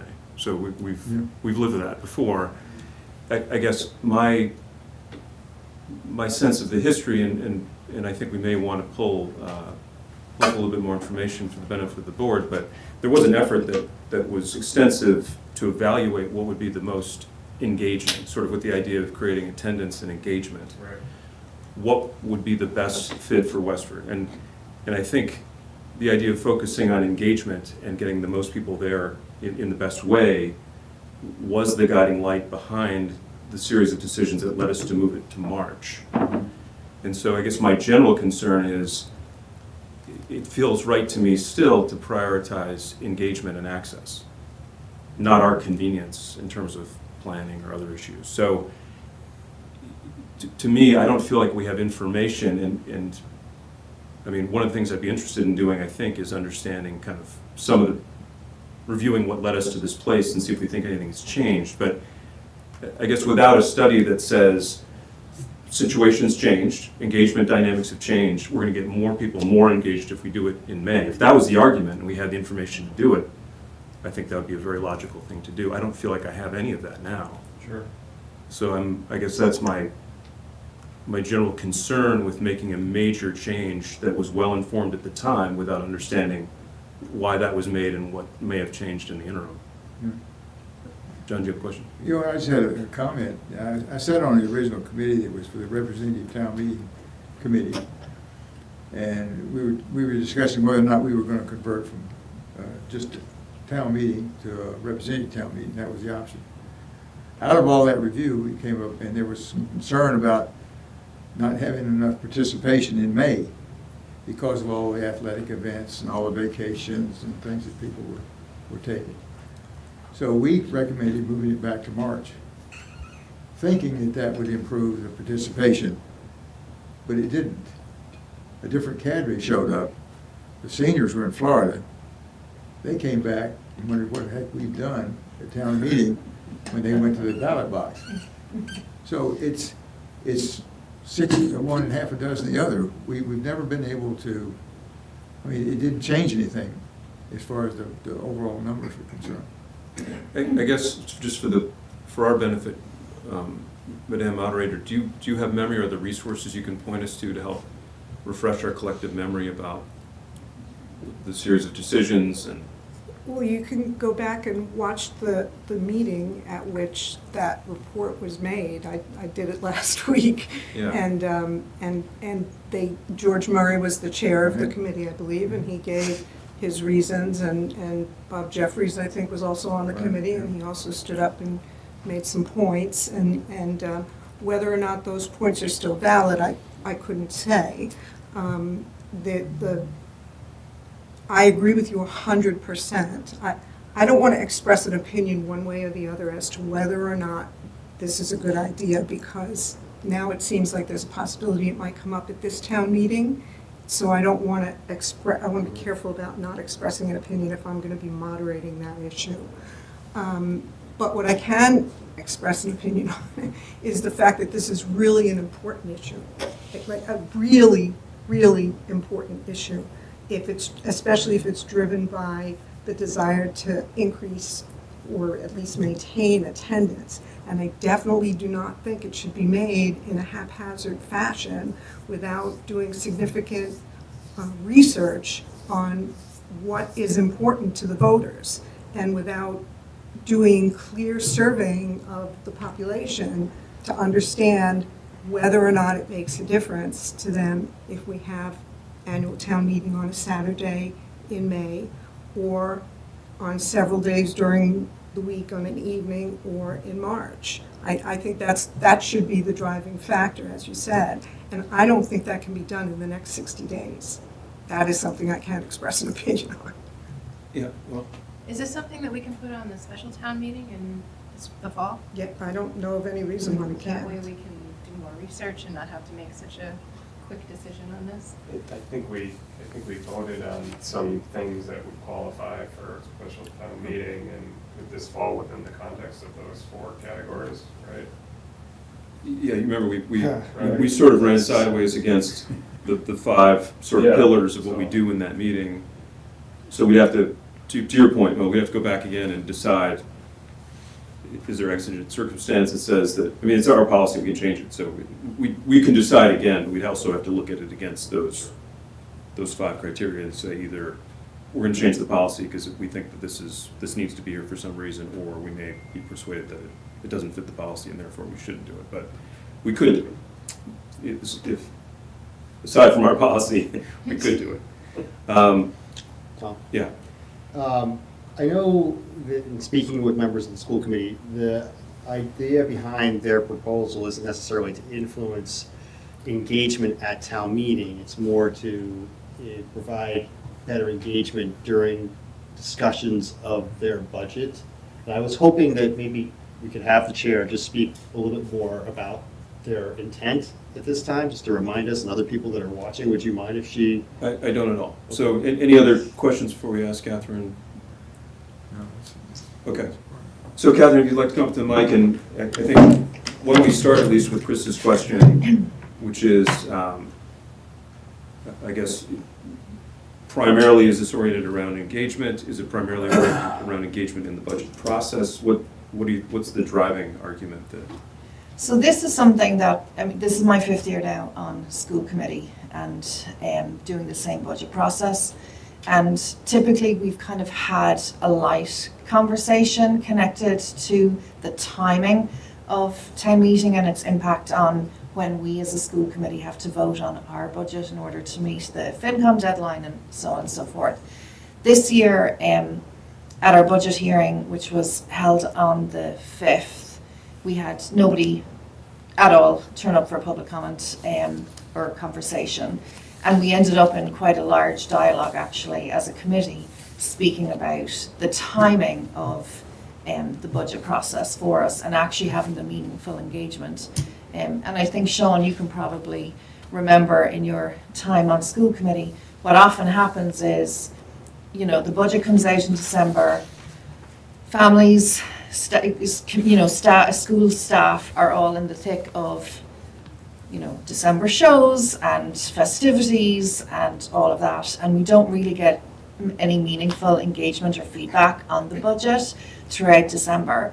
And we come back in early January, and it's probably about a week or 2 into January, I feel, before we start to get any sort of feedback, and it's often last minute, where we're getting emails literally, you know, a couple of days to, if we're lucky, a week before we have to vote on our final budget, when all of a sudden we start hearing from staff members about potential, you know, this year, for example, it was a math subscription service that all of a sudden now required us to kind of to dive deep into something that would have been helpful to have had, you know, a few more weeks on it. So really the place is bringing in that meaningful engagement in the process, and not specifically to improve engagement on the day of town meeting. Because I think from all the data, and I mean, that's something, another point to the discussion is just, it doesn't seem to matter when you have it in many ways. Use April, May, Saturday, Monday. It seems to be topic driven is really what drives attendance. So the main reason that we kind of felt was it gave us a bit more time to have meaningful engagement with our stakeholders in building our budget, which, you know, this year is $71 million, so it's not small, and also to give our finance director, I mean, I think one of the things that we're also finding is, and I know, Kristen, you're saying we don't get like finalized numbers until July, but we kind of get indicators, you know, in January, and kind of as the process goes through Senate and House, you can get a bit more feedback. But sometimes I feel like, especially when we're dealing with tight budgets right now, that there's kind of a fragility to our budgeting process going, you know, what's happening on the state, how could this impact us? So I know our finance director, Jenny Lynn, also did kind of share, you know, even getting the governor's budget insight would be helpful in our process too. So that's really where this whole conversation came from. We're not necessarily rowing in on should it be a Saturday or a Monday, but we were at least looking that you consider pushing it back. And one of the things, just, you know, and I shared it with you, is that as I was doing my research over the last couple of days, and specifically on this, you know, I've come across towns that have bylaws that give select board flexibility in when they have town meeting. So you don't necessarily have to make a hard and fast decision on it has to be the last Saturday in April or the first Monday in May. You can give yourselves flexibility to that. And just the one other point, Noelle, I you know, and Kristen, you would probably be best. I know you raised the idea of special town meeting, this being a vote then. My only concern is, I imagine it would be very hard for staff to start the budget process and not know what the plan is.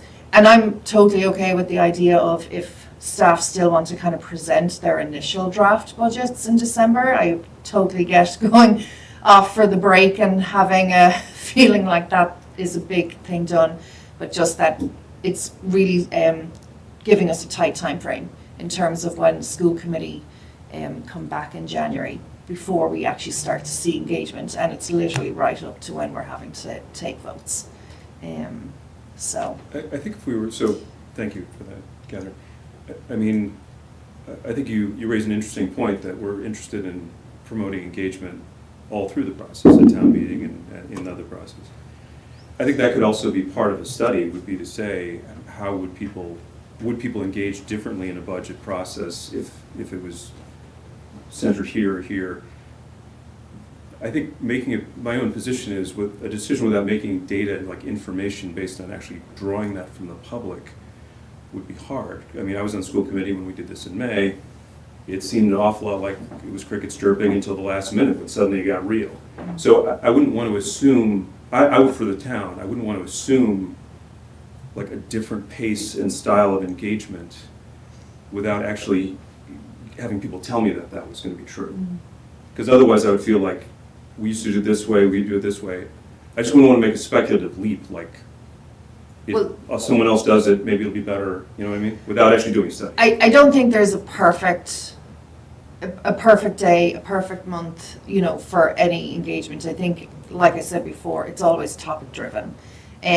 But I know even just this year there was, you know, conversations happening in Facebook and people all of a sudden going, oh wait now, school committee actually had their public hearing on Monday just gone. They'd missed it because they're literally just back from the vacation break and stuff. So there are people who do want to engage and typically do engage, but we find, and it was the same, I think last year was it Sean or the year before, I can't remember, they blur, where you know, we had a number of parents coming to us regarding, it was to do with PE and kind of the impact on the athletics and PE in the schools on the budget and stuff. And again, it was so late in the process that we just couldn't, you know, we had to give it a whole other year. So, but in terms of engagement, I mean, I don't think there's ever, you know, I think we can do a simple survey to see, you know, in terms of day. I don't think, you know, April or May makes a massive impact. Because I'll be honest, even in March, we're up against all the basketball tournaments. We have more kids going all over New England and the parents, and it's not just like they have one game. They're gone for the weekend. So I don't think there's a quiet time for sports at all. Yeah, so thank you for that. So let me go back to the board. Yeah, Chris. So just thinking through it, our town meeting this year is very late in March. So it really, if we were to say make this change for this year, we really only have 2 weekends, and then we have school vacation week. So we lose 2 weekends there, presumably. So maximum, it sounds like if we want to keep this in April, we can only give you another 2 weeks extension. Even that is helpful. That would be better than where it is today. Yeah. You don't feel we would need to push to May. That's too much in your opinion. I don't know, but I think at least giving us some breathing room outside of coming back in that first week in January would be really helpful. So I think the other aspect of this that's independent of the school committee, and I've heard from FinCom, is that, you know, they go through their review process, and by the time they're done, it seems like there's very little time for any action to take place.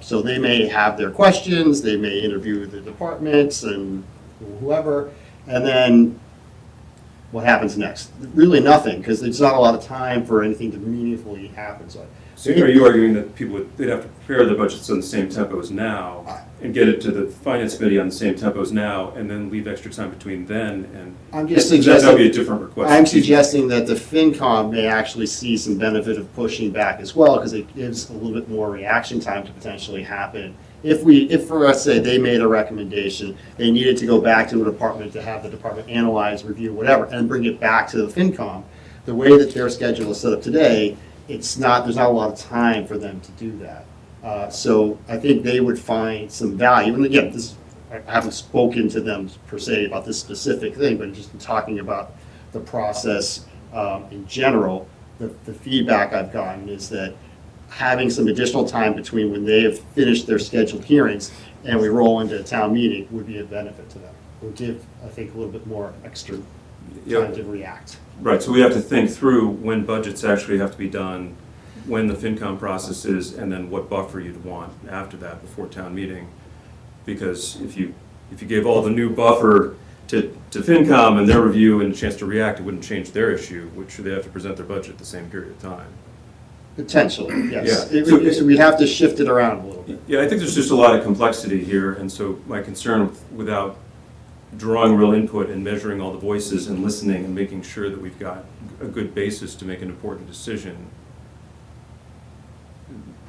I just don't, it wouldn't feel like good policy or good decision making to me. Well, I think, as Catherine pointed out, I think we have an option of at least presenting a bylaw that allows for some flexibility. So that then it would give us some time to do some additional investigation, collect some additional data to, whatever we need, and give us the ability to move this without having to go through another town meeting vote. So if we were able to, tweak our bylaw to allow a range, or say mid-March to mid-April or something like that, we then give ourselves some flexibility and timing to do the research and still be able to enact that change without having to go to town meeting next year to enact the change. I guess I would get a little bit concerned about the possibility of changing the cycle depending on who the board was in a quick way. Yeah, 3 to also 4 the weeks. The staff has to back into everything, so it also Understood. is a huge. So even that's a big decision, I guess. Like I'd have to really think through in a way that I'm not sure I'd be able to do tonight on the fly. Like, what are all the consequences of that? And how's that played out where it's been implemented?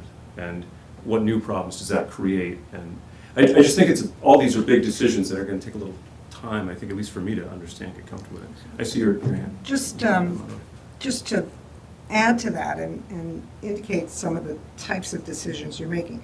Very, very few, I think only one or two towns have their town meetings in April because it's a month where there's a lot of holidays and there's school vacation, and you're butt up against one of those things inevitably whenever you have it. I have data for you on that, Angela. Yeah, actually. how many have it in April? So in March, there's 6 towns. I know that. In April, there's 48. 48? 48. And in May, we have 204. No, yeah. I'm aware that other towns do it differently, but we've been doing it this way for 15 years. And before we change it, I think we should have a good reason. And if you change it to a date that's flexible at the whim of the, whim is not the right word to use, but at the desire of the select board, I think it becomes a political football to a certain extent. And secondly, you cannot do what we've been doing for the last 4 years, which is to notify the voters way in advance what the date of the meeting is going to be,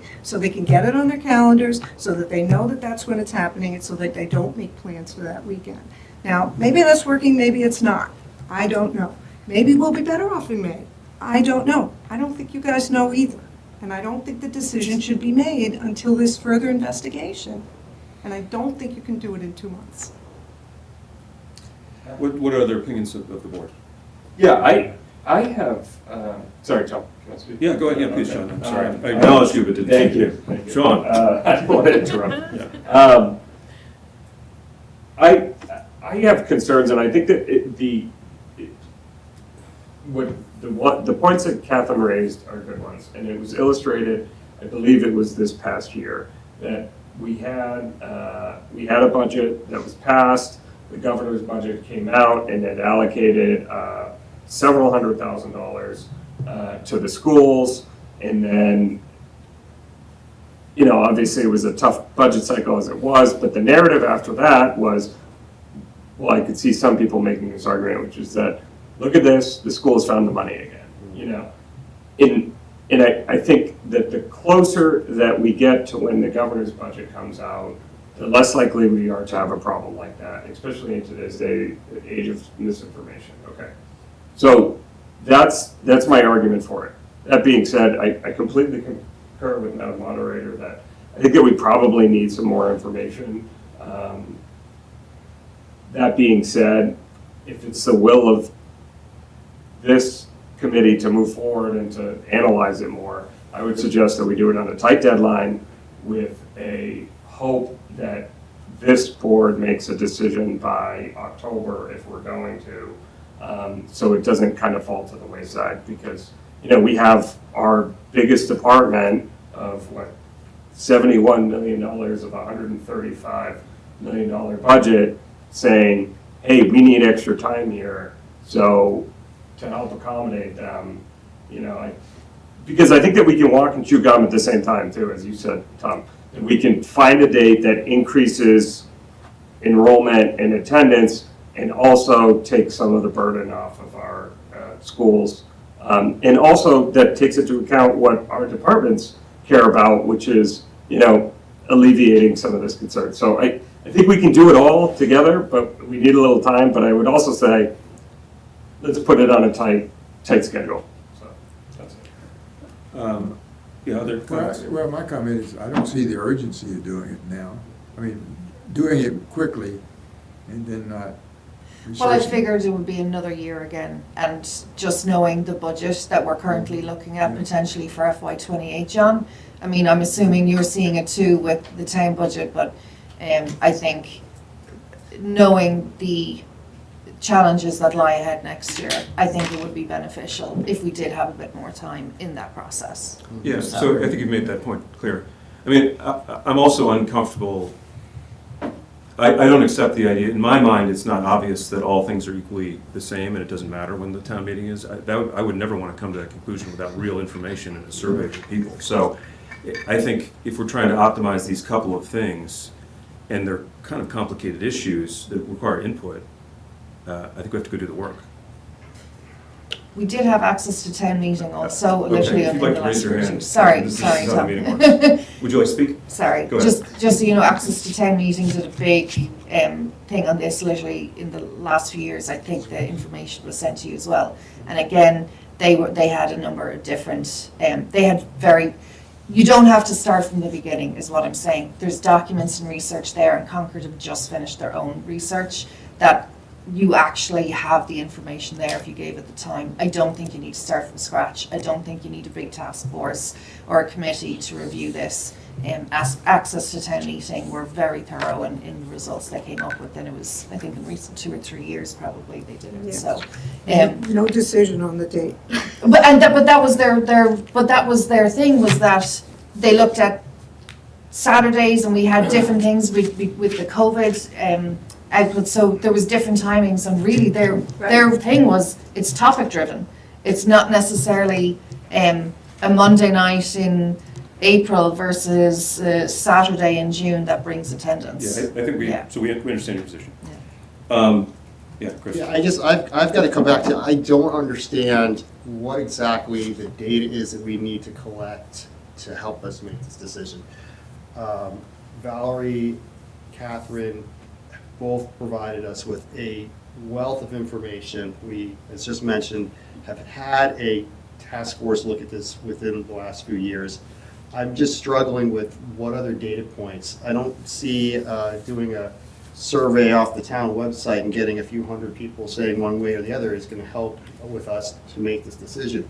What I'm hearing is we have a committee who is asking for additional time. That committee is responsible for a massive part of our budget. That committee is saying to us, look, we've got some warning signs for FY28. We cannot delay. We cannot just say, let's punt this to another year to study it.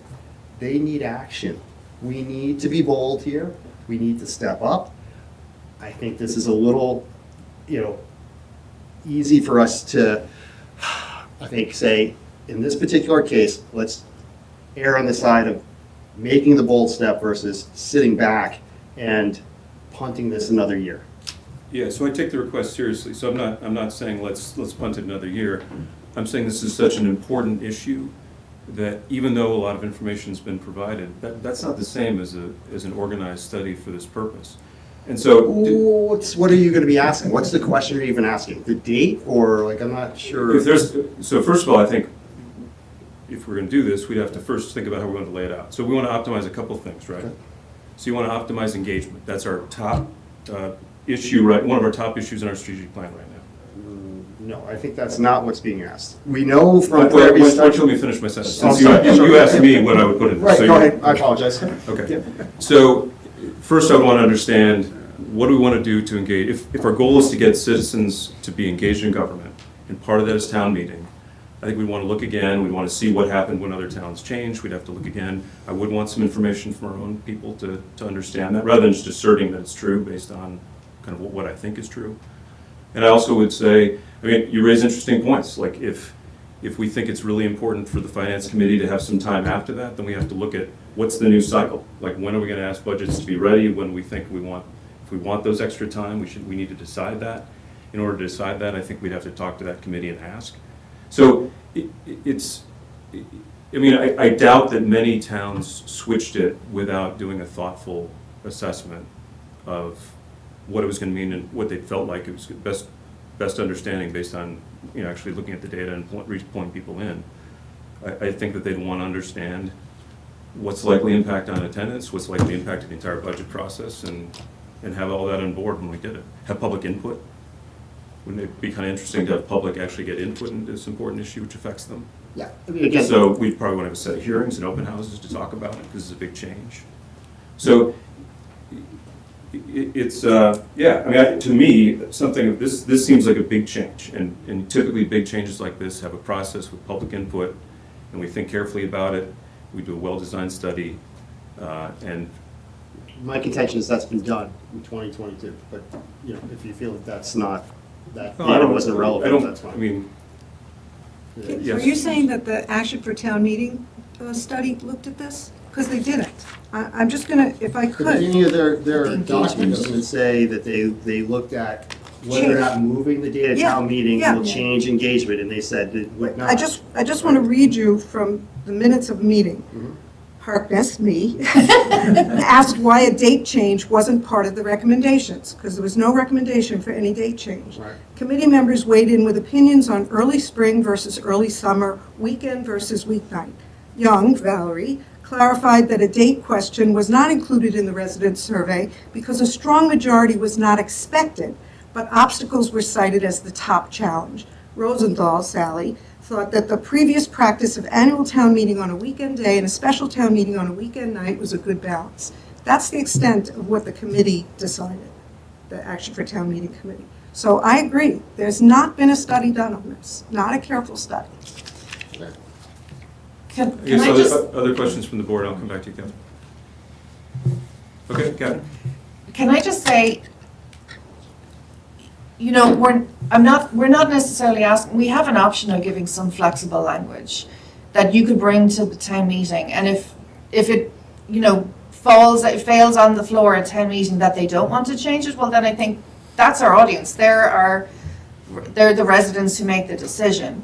And if they're happy to give that flexibility in language to our bylaw in March, then you can take your time to study it through April, May, June, and even into July, and kind of say, you know, okay, let's work on this, let's study it, and we have the flexibility now in our bylaw to set a date for next town meeting based on the information that we've collected. So the placeholder I'm asking for tonight is giving you the flexibility to do the work, but still in a timely manner that potentially benefits us for the next budget cycle. You don't have to go to town meeting in April, or in March, sorry, with, you know, we want it on the last Saturday of May or April or whatever. Yeah. You know, and actually, technically, in one sense, based on what I was looking at your bylaw, and I'm no lawyer, Sean, you might look at it otherwise, I think there's already potentially some flexibility in the bylaw as it begins. It does state, and I could be wrong, Kristen, that, you know, 9 a.m. on the last Saturday of March, but then there's a line at the end of that bylaw that kind of says, or another time of the select board's choosing, Yeah, I does it think. say if it interferes with a holiday or something? Or does it, was that the old? I think, so Catherine, Yeah. thank you for clarifying the options. I think it's sort of pretty clearly directed there, so I think as a routine operating matter, it might be hard to not do it without a bylaw change, but, so I think what's on the table here is, first of all, just tonight, do we want to put something, I guess we have tonight, we have next meeting. Do we want to put something on here that would reserve the ability for us to bring something forward? Either as the flexible language or as the, as a specific change. I would be happy to make a motion to at least allow us to put a placeholder in for future discussion. Would that be okay? I mean, you can certainly make the motion, I guess just, so do you want to make that motion? Well, I'd like to hear your opinion on whether or not that's something that you feel. I think we'd have to feel like something was going to happen between now and the next meeting, or the now and next couple meetings. We're going to do like a crash mini study that would satisfy us enough that we thought it was likely to actually be able to bring it forward, if you know what I mean. Yep. So if, I would think that if people are more of the opinion that, well, if people felt like we could do a good job and will do a good job in the time frame that we would have here, if we put it on there to actually act on it, that would make a ton of sense. If you felt like it was likely more of a more deliberate effort was going to be required than we could do in that time, then I'm not sure why, if you felt that, I'm not sure why you would want it to be on there, because you wouldn't have the ability to do anything with it except take it off or dismiss it. It's more for the comfort of the board to give them a little bit more time to think about this, since we have had a lot of information that's come in a very short amount of time, that perhaps we might have a more meaningful conversation at our next meeting, and rather than close the door on that conversation now, it just gives us an opportunity in 2 weeks to revisit. And if the board feels like, nope, don't care, that would be basically what we're. Yeah, I don't taking think we don't care, I think. No, but- wrong, maybe the wrong Yeah, words, but. but we could also, Kristen, what's it called when you leave an agenda open and revisit it? Continuation. We could continue or just essentially re-add this if people feel like they want to spend more time with it before we decide to either put a placeholder on or not. So I guess those are the options. The options are we could decide to put a placeholder on. We could decide that people want a chance to think about it more and we could bring it back to our next meeting. We still have an opportunity to do that. Or we could decide that we had a satisfactory conversation tonight and wanted to move forward with impaneling a study. We could, any of those are things that we could decide. Yeah, Sean? I would suggest that we do some kind of hybrid of the two, which is leave it on for our next meeting's agenda, which gives us the opportunity to have a further discussion if there's really a push to make, right? Because we still have until the 10th to add this before the warrant closes. So I would suggest that we do that. And then in the meantime, direct Kristen's office to put together what a committee, a tight committee that had a structured plan to meet and, you know, what that would look like and when they could report back to us, which would give us an idea if we did want to hold off until October to try to do something like this, or further later, town meeting in 2027. Okay, so spend time developing the options, so yeah, we might face the same decisions next time, but we'd have the benefit of time to think about it and sure, reviewing relevant materials. And something from Kristen to say, here's what that committee would look like. Here's how quickly they could get back to you, you know. Because these are questions that I have, like, is it even feasible to do this in October to expect the boards to be able to adjust to, like, if we make a town meeting decision in October, can we even ask our board members, our departments to do that? I can just say, the answer to that. from our perspective, we cannot dedicate really any time between now and your next meeting to study this. We are in full preparation for FinCom budget for this annual town meeting. So I just want to let you know if that was a priority of the board, I'd have to drop other things that we currently have on the slate. And I just want to be completely honest about that at this point in time. I mean, it's possible that we could ourselves take a look at how other towns had approached this and get some sense of it. My sense is you could do a very good study and if we decided to, be ready to come to October meeting, if we decided that was okay with us. So I don't understand, I'm sorry, Yeah, go ahead. bring it to October town meeting, it doesn't seem to solve any problems, right? Is that what when you keep saying October, is that what you mean, bring it to a special town Make meeting? a bylaw change in October as opposed to in March of this year. But how does that, I don't believe that would give us enough time to react for the FY '28 budget. It would, that's the concern. if it's brought to the October special town meeting to change the date of annual town meeting, that would be changed at that point in time, and it would give more time in the budget process. Would that satisfy the school committee, potentially? If the staff and departments are okay with kind of that change. If it does pass, we would elongate the budget process. If it does not pass, we stay within our current budget process. Because by October, we haven't seen Kristen's budget yet. Sort of just started, right? Okay, I'm getting a consensus that we want to come back and talk about this with more information in our next meeting. But let me ask if am I reading it right? I'm okay with that. Okay. And what we would like to do, we understand Kristen doesn't have staff time for this. What we would like to do is, I'd like to consolidate, so thank you for the school committee to give us a start. I'd like to consolidate all the information that we have, make sure we got a good understanding of what the town meeting study that you just read from actually did and didn't do, and have that on board. And I can take responsibility for looking around a bit and saying, what would a study like this look like, and come to you with a proposal that would say, and I think we can come up with a proposal that would be done in time for annual town meeting. But let me do some homework and make sure that seems like it's right. So I think next time we'll have the choice, do we want to activate the committee with the intention of getting a report from the committee before the warrant closes for October? That'd be one option. We would still have the option in next meeting of deciding we want to put it on this warrant as a placeholder of one of the variants. So all that's still open to us. So I guess that's what we'll decide in the next meeting, is which of those directions. I don't think do nothing is an option. That's not my recommendation. I take really seriously the school committee's issue. It's just, what's on my mind, and I already said it, is especially if that most recent thing didn't even put in a survey anything about attendance at town meeting. I just feel like that's such an important thing that has to be part of a careful look. So, anyway. Yeah. Can't hurt to ask, right? Okay, so I think we're in consensus, so we're going to agenda that for next time. Thank you, Catherine, and thank you, Angela. I think maybe we need to go, we're not going to close the warrant, because this is still, do we need Angela for anything else with regard to this? If we come back on the 10th and Nothing for close the this warrant? evening. No. Okay. Thanks so much. Thanks, guys. Thank you. So it will be on your next agenda, is that? Yes, our next agenda, we're gonna come back and. Final decision on whether it's March or October. Yes, we'll either decide that we want to put one of the various articles on for this meeting, Right. as at least as a placeholder, or we'll decide that we want to kick off something to position it for for October.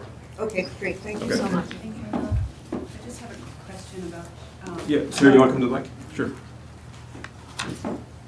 Just a clarification, so the warrant is not closed, and we can look at the amendment that I've offered for the print-free public notices? Yes, and just to be super clear, Sarah, so even if we do close the warrant, the final language won't be set for a period of time. Okay, It'll be set on February 10th.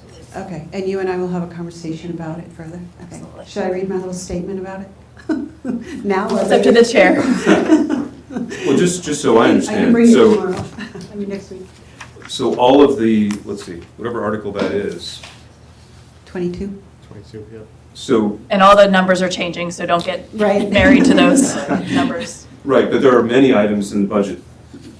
We'll be setting the article, but there'll be many specifics within each article that will not be set until later. Correct, the motions, yes. Okay, so even if, That would be part of the general bylaw language change, so I do need to review that with Sarah in the next week. And it would be part of the warrant that you would sign on February 10th. okay, so this, because it's bylaw change language, this would not have the opportunity for any adjustments or changes in between. Correct. That would take the form of an amendment at town That's meeting. correct. Okay, good, all right, glad I understand.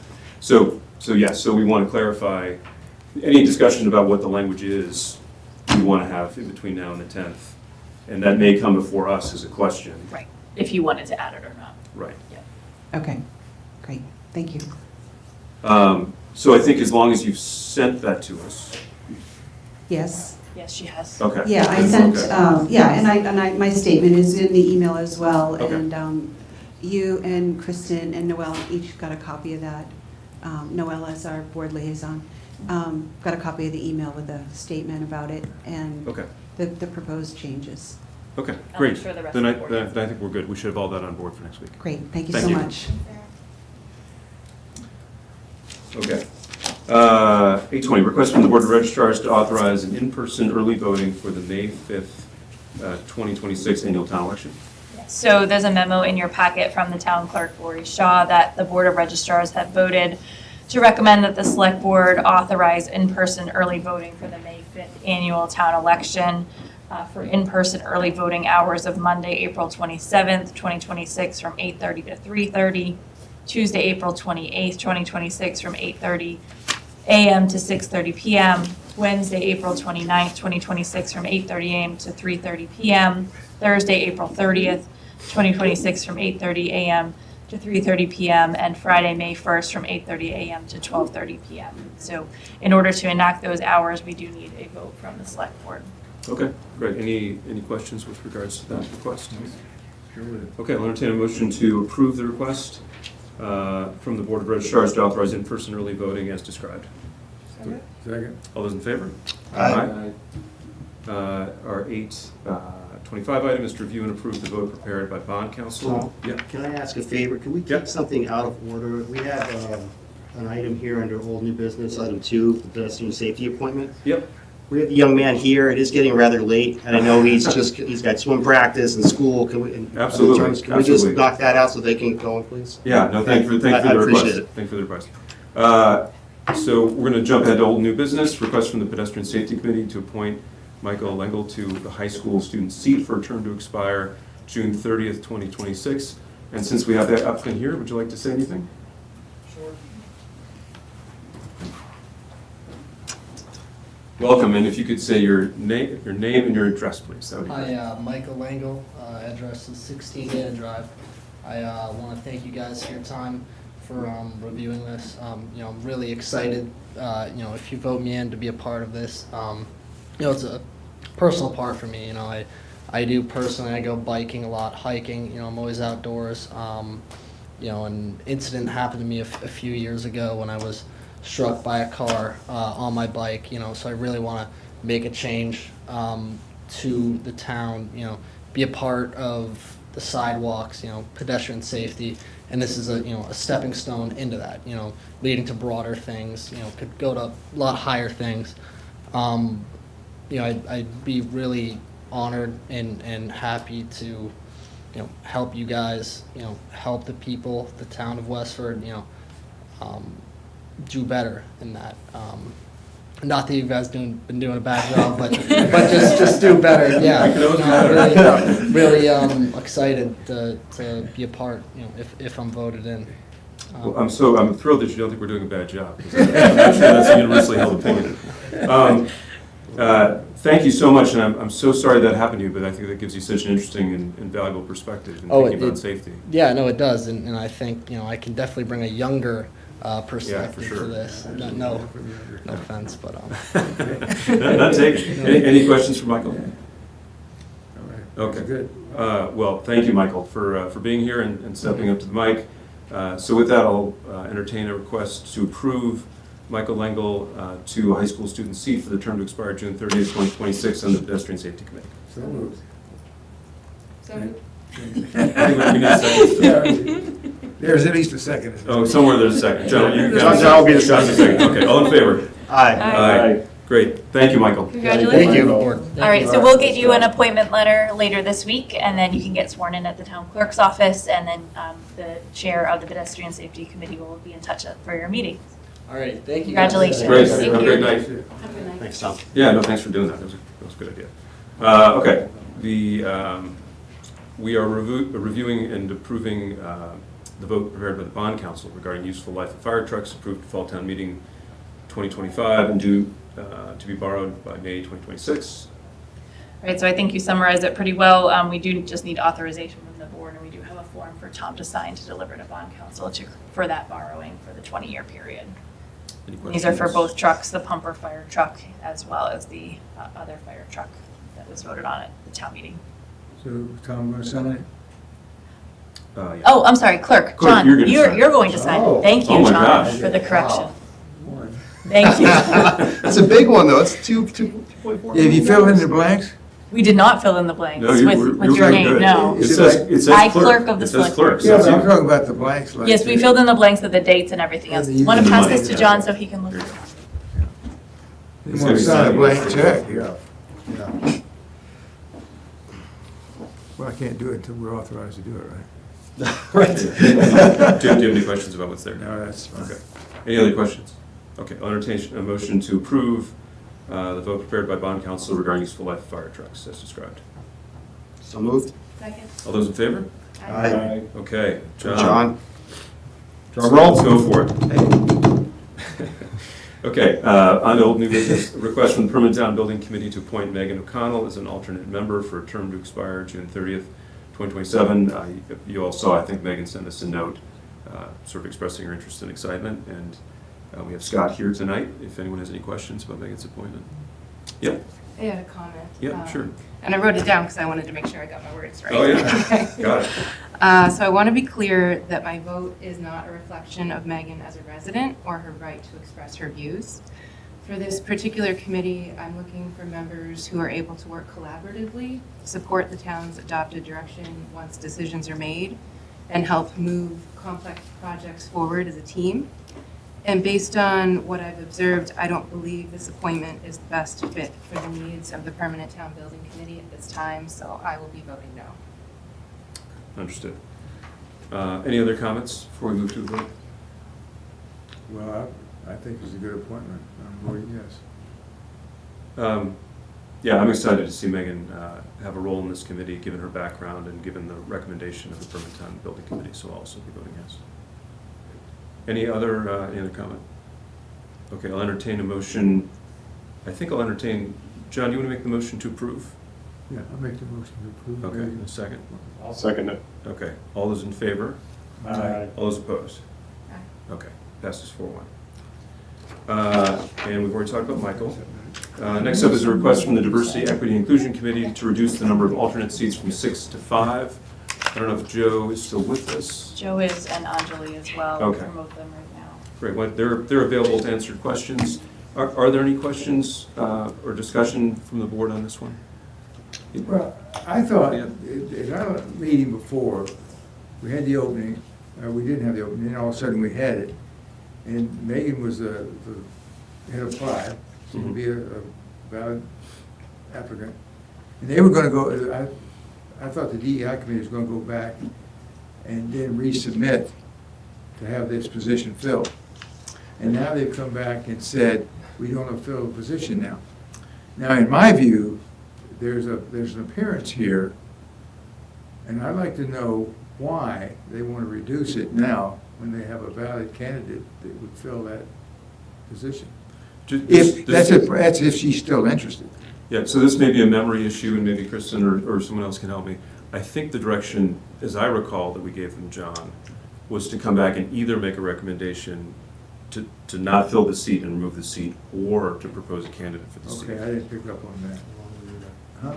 I thought it was to find a candidate, not to, if you needed the position or not. I don't know if anyone remembers well enough. My recollection was it came up in the meeting, a question of whether they were going to do it, and we asked them. I remember asking them to go back and deliberate and then either come back with a recommendation to change the number of seats or to propose a candidate. That was my recollection, was that they were gonna not make that decision at that meeting, but to go back to the committee and ask what they wanted to do. Okay, sounds like we weren't clear enough in any Because case. I had proposed at that time that we just go ahead and appoint Megan. Yeah. At that time, and because that was not part of the agenda, or then that's the reason the decision to go back and take a look at it again. And so. Okay, so I understand, it sounds like we still don't all remember it the same way, so. Yeah, okay. Yeah. Okay. Okay, is there further discussion then around the idea of, I guess, this particular request? Well, I think, John, did you have an open question to the chairs? Or you rescinding that question? What do you mean? We could ask them if it's their understanding. Why did they decide to reduce that number? Yeah, that's the question I thought you were asking, yes. yeah. Okay. Great, yeah, so Joe and Anjali, welcome. So the question to you is, what was the rationale behind reducing the number of alternate seats? Well, let me start, and then certainly turn things over to Anjali. Thank you very much. It's good to be with you again. We had heard from folks on this panel as well as the school committee, some of you, that the perspective that our committee was at a good size, was large enough. We took that to heart. And we actually now have new members, which you approved and we very much appreciate. And we're looking forward to settling into this new mix of members. We did take seriously the observation that the committee was at a size that was workable, but folks also expressed a concern that it might be too large. And so I remember twice we did say that we would go back to the committee and decide with the committee whether to retain that seat or not. And that's what we did. Anjali, please fill in for me. Thank you, Joe. And I believe that you have answered the question, but would you also like to add that when we went back to the committee, 11 members voted that we should keep it at a size that we are. And this was also supported by the school committee and approved just yesterday or day before yesterday this week.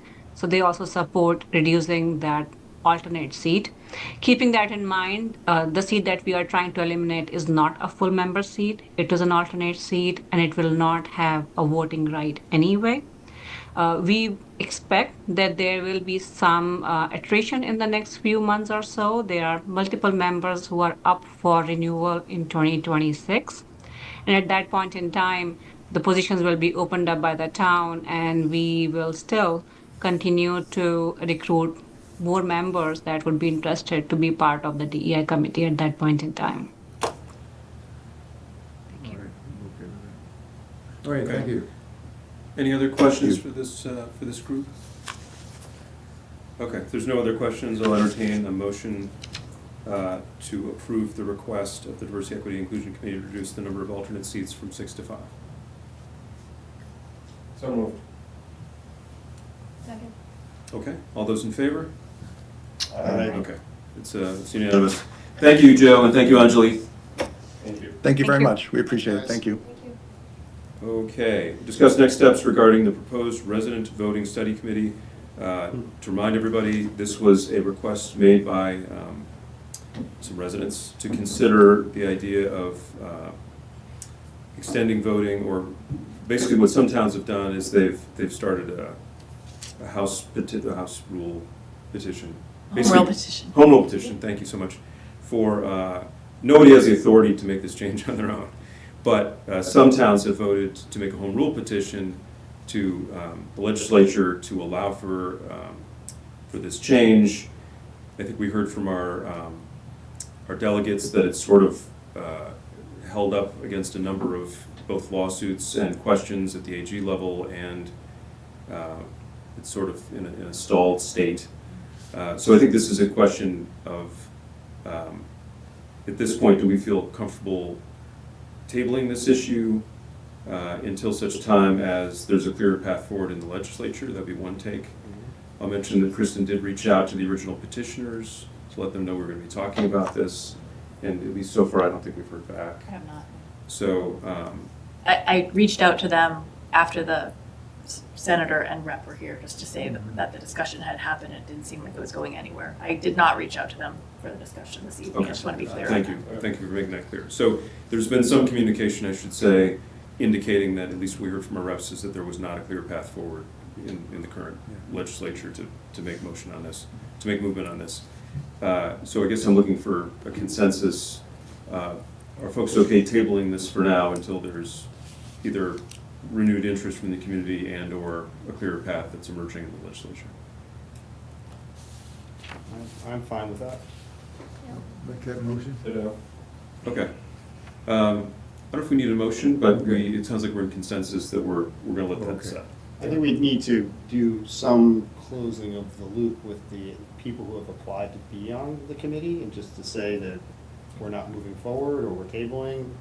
Yep, we can notify the residents who have. That's a great point. So we would essentially say, based on what we've heard from our legislature, at least at this time, there's not a clear path forward, and so we're choosing to pause the effort. Nothing about this decision, assuming that we all vote this way, would affect someone from filing their own citizens petition. Absolutely. This, right? So absolutely. it's Citizen petition can come back at any time. Yeah. Right. So the select board's exactly that. The select board is not intending to pursue an article on this right now. Is, I think, our position.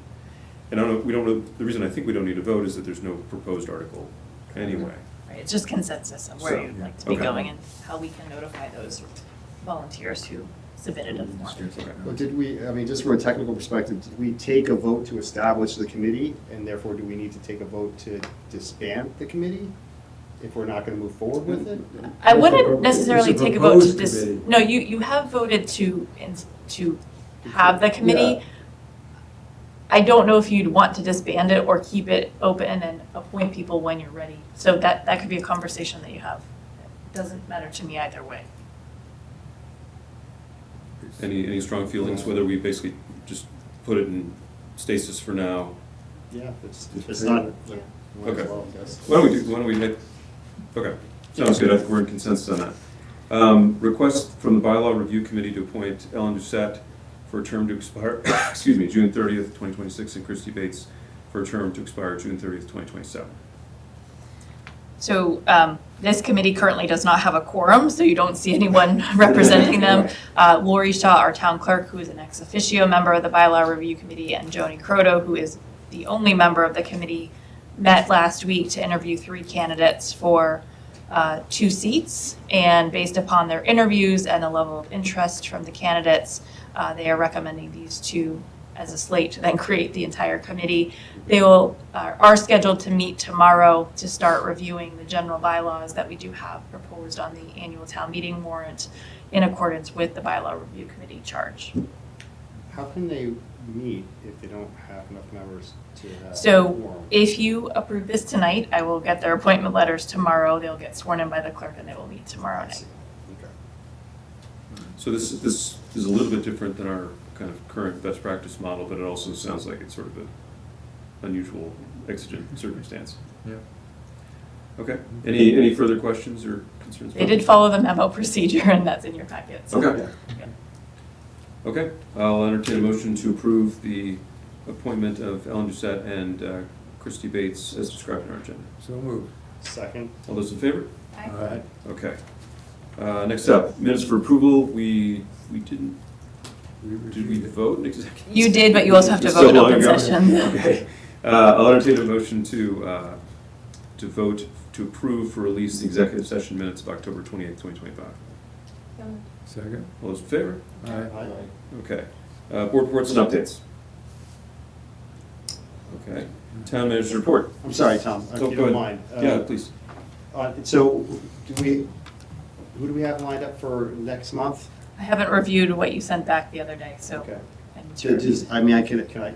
Yeah. Could you entertain a question to the committee about if anybody on the board had a strong desire to see another board next month? I threw some ideas to Kristen. Does anybody care who comes up in February? Yeah, we're in some like broad rotation, as Chris described, so we're just picking which ones we're going to invite next in the rotation.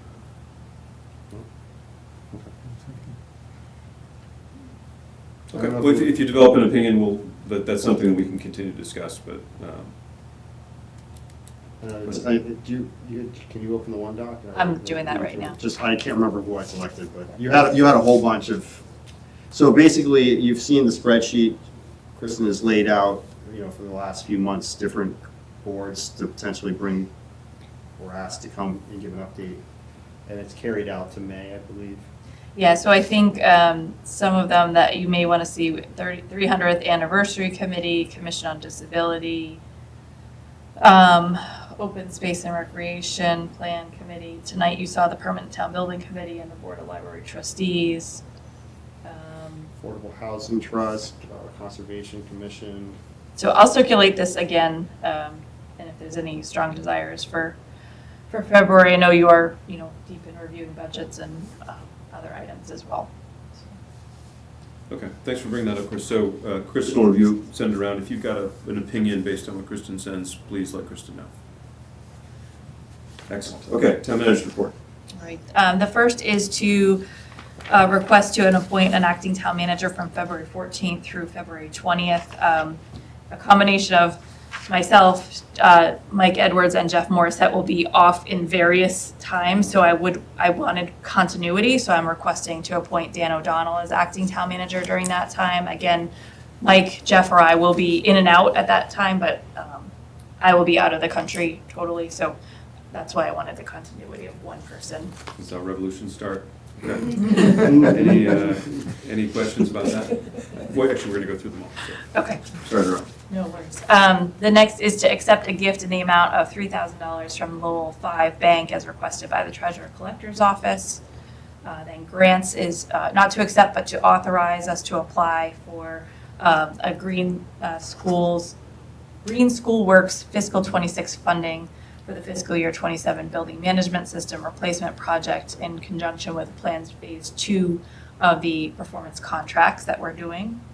The next is a purchase order for MJM Solutions in the amount of $12,600 for employees to complete the professional certification for community hoarding intervention as requested by the health department. And then under executive session, we spoke about the Westford Police Association collective bargaining agreement. This would request you to sign that contract, or authorize me to sign that contract.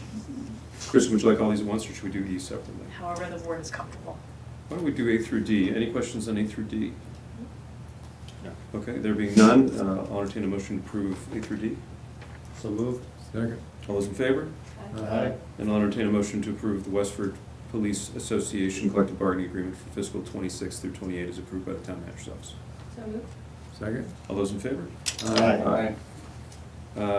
Any questions about correspondence? Okay, I'll entertain a motion to waive the reading of correspondence.